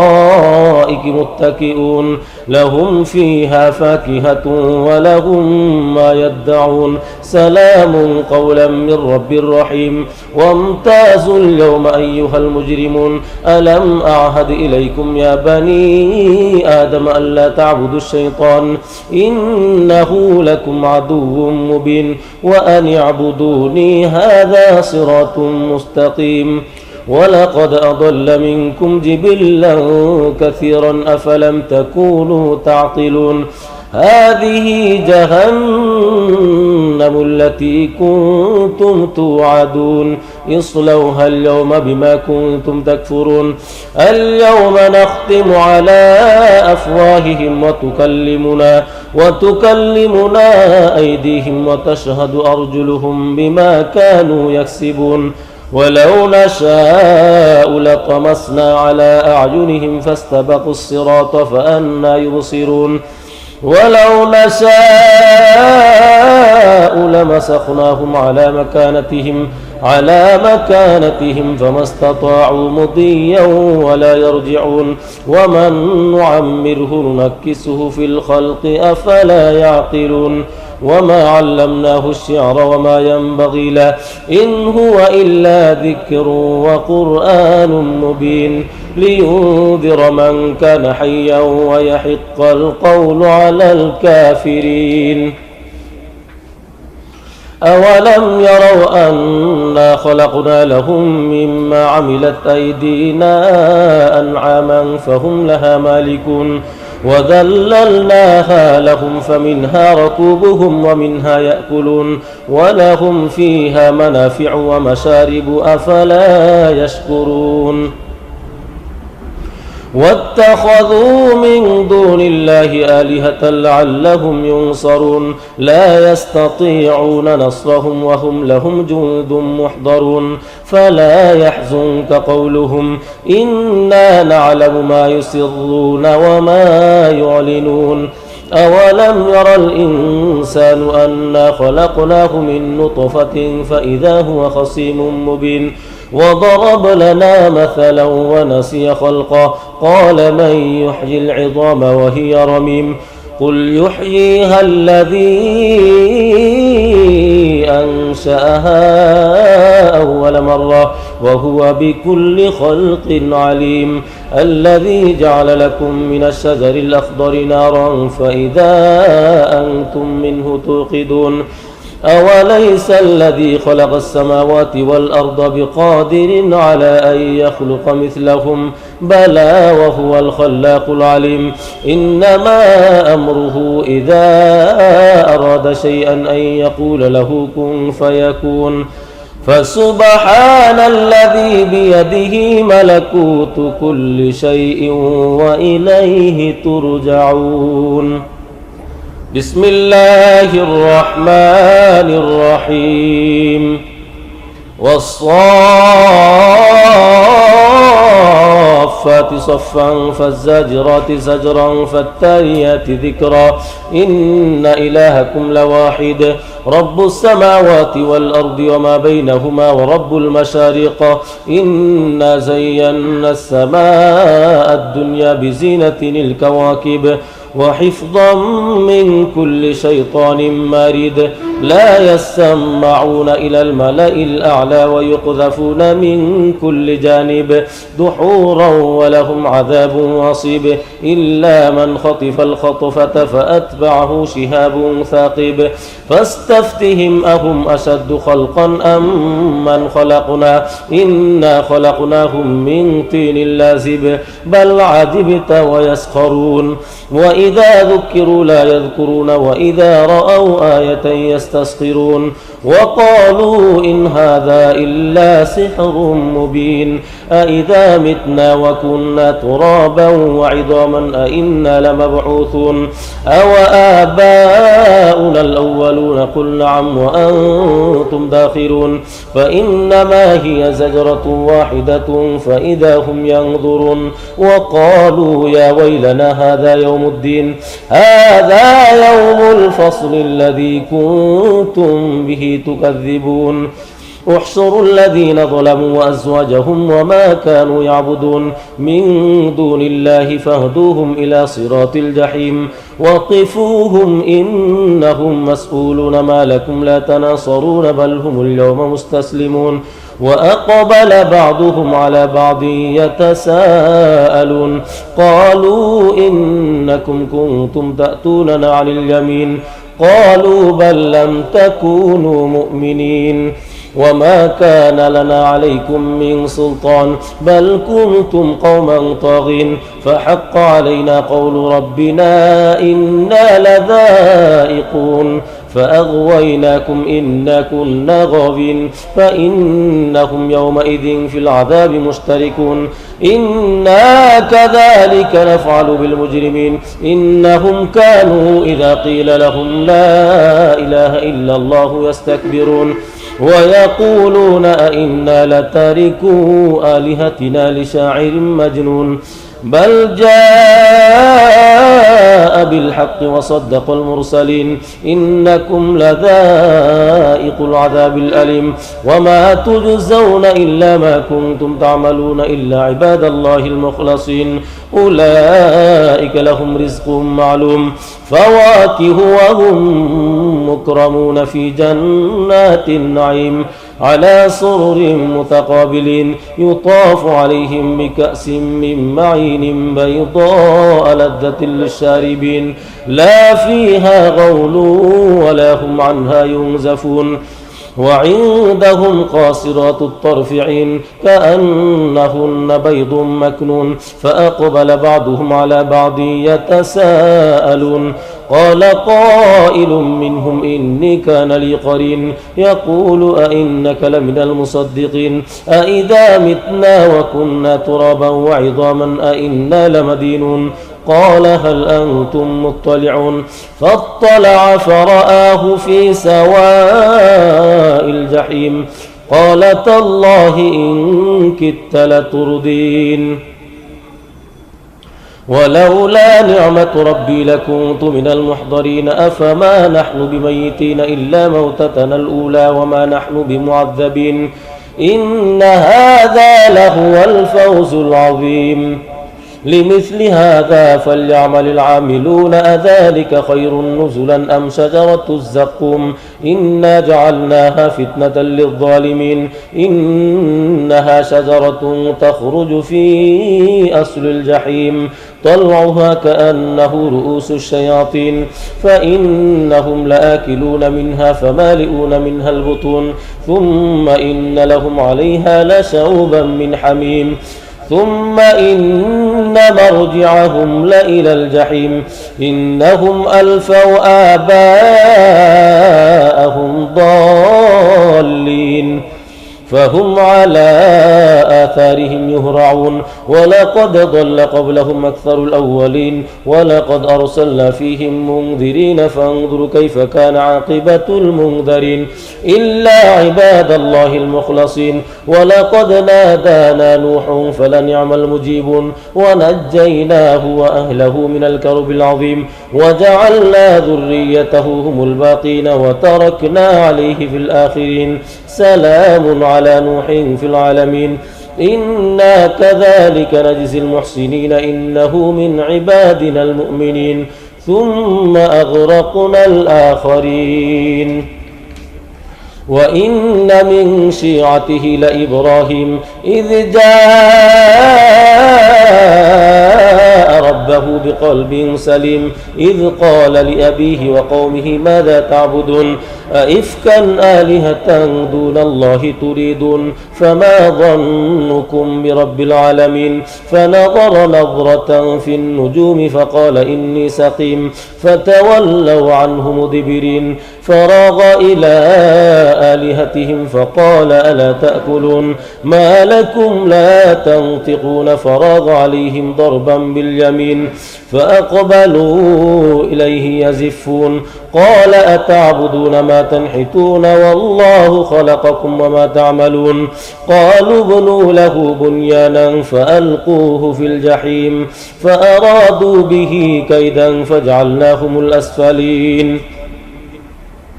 وقال إني ذاهب إلى ربي سيهدين رب هب لي من الصالحين فبشرناه بغلام حليم فلما بلغ معه السعي قال يا بني إني أرى في المنام أني أذبحك فانظر ماذا ترى قال يا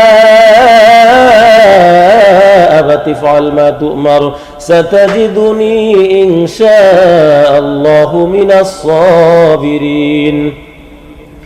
فلما أسلم وتله للجبين وناديناه أن يا إبراهيم قد صدقت الرؤيا إنا كذلك نجزي المحسنين إن هذا لهو البلاء المبين وفديناه بذبح عظيم وتركنا عليه في الآخرين سلام على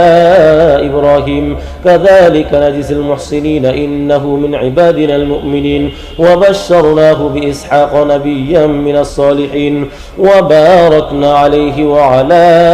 إسحاق ومن ذريتهما محسن وظالم لنفسه مبين ولقد مننا على موسى وهارون ونجيناهما وقومهما من الكرب العظيم ونصرناهم فكانوا هم الغالبين وآتيناهما الكتاب المستبين وهديناهما الصراط المستقيم وتركنا عليهما في الآخرين سلام على موسى وهارون إنا كذلك نجزي المحسنين إنهما من عبادنا المؤمنين وإن إلياس لمن المرسلين إذ قال لقومه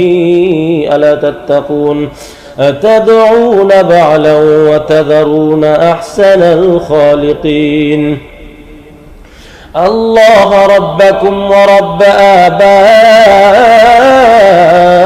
آبائكم الأولين فكذبوه فإنهم لمحضرون إلا عباد الله المخلصين وتركنا عليه في الآخرين سلام على الياسين إنا كذلك نجزي المحسنين إنه من عبادنا المؤمنين وإن لوطا لمن المرسلين إذ نجيناه وأهله أجمعين إلا عجوزا في الغابرين ثم دمرنا الآخرين وإنكم لتمرون عليهم مصبحين وبالليل أفلا تعقلون وإن يونس لمن المرسلين إذ أبق إلى الفلك المشحون فساهم فكان من المدحضين فالتقمه الحوت وهو مليم فلولا أنه كان من المسبحين للبث في بطنه إلى يوم يبعثون فنبذناه بالعراء وهو سقيم وأنبتنا عليه شجرة من يقطين وأرسلناه إلى 100,000 أو يزيدون فآمنوا فمتعناهم إلى حين فاستفتهم ألربك البنات ولهم البنون أم خلقنا الملائكة إناثا وهم شاهدون ألا إنهم من إفكهم ليقولون ولد الله وإنهم لكاذبون أصطفى البنات على البنين ما لكم كيف تحكمون أفلا تذكرون أم لكم سلطان مبين فأتوا بكتابكم إن كنتم صادقين وجعلوا بينه وبين الجنة نسبا ولقد علمت الجنة إنهم لمحضرون سبحان الله عما يصفون إلا عباد الله المخلصين فإنكم وما تعبدون ما أنتم عليه بفاتنين إلا من هو صال الجحيم وما منا إلا له مقام معلوم وإنا لنحن الصافون وإنا لنحن المسبحون وإن كانوا ليقولون لو أن عندنا ذكرا من الأولين لكنا عباد الله المخلصين فكفروا به فسوف يعلمون ولقد سبقت كلمتنا لعبادنا المرسلين إنهم لهم المنصورون وإن جندنا لهم الغالبون فتول عنهم حتى حين وأبصرهم فسوف يبصرون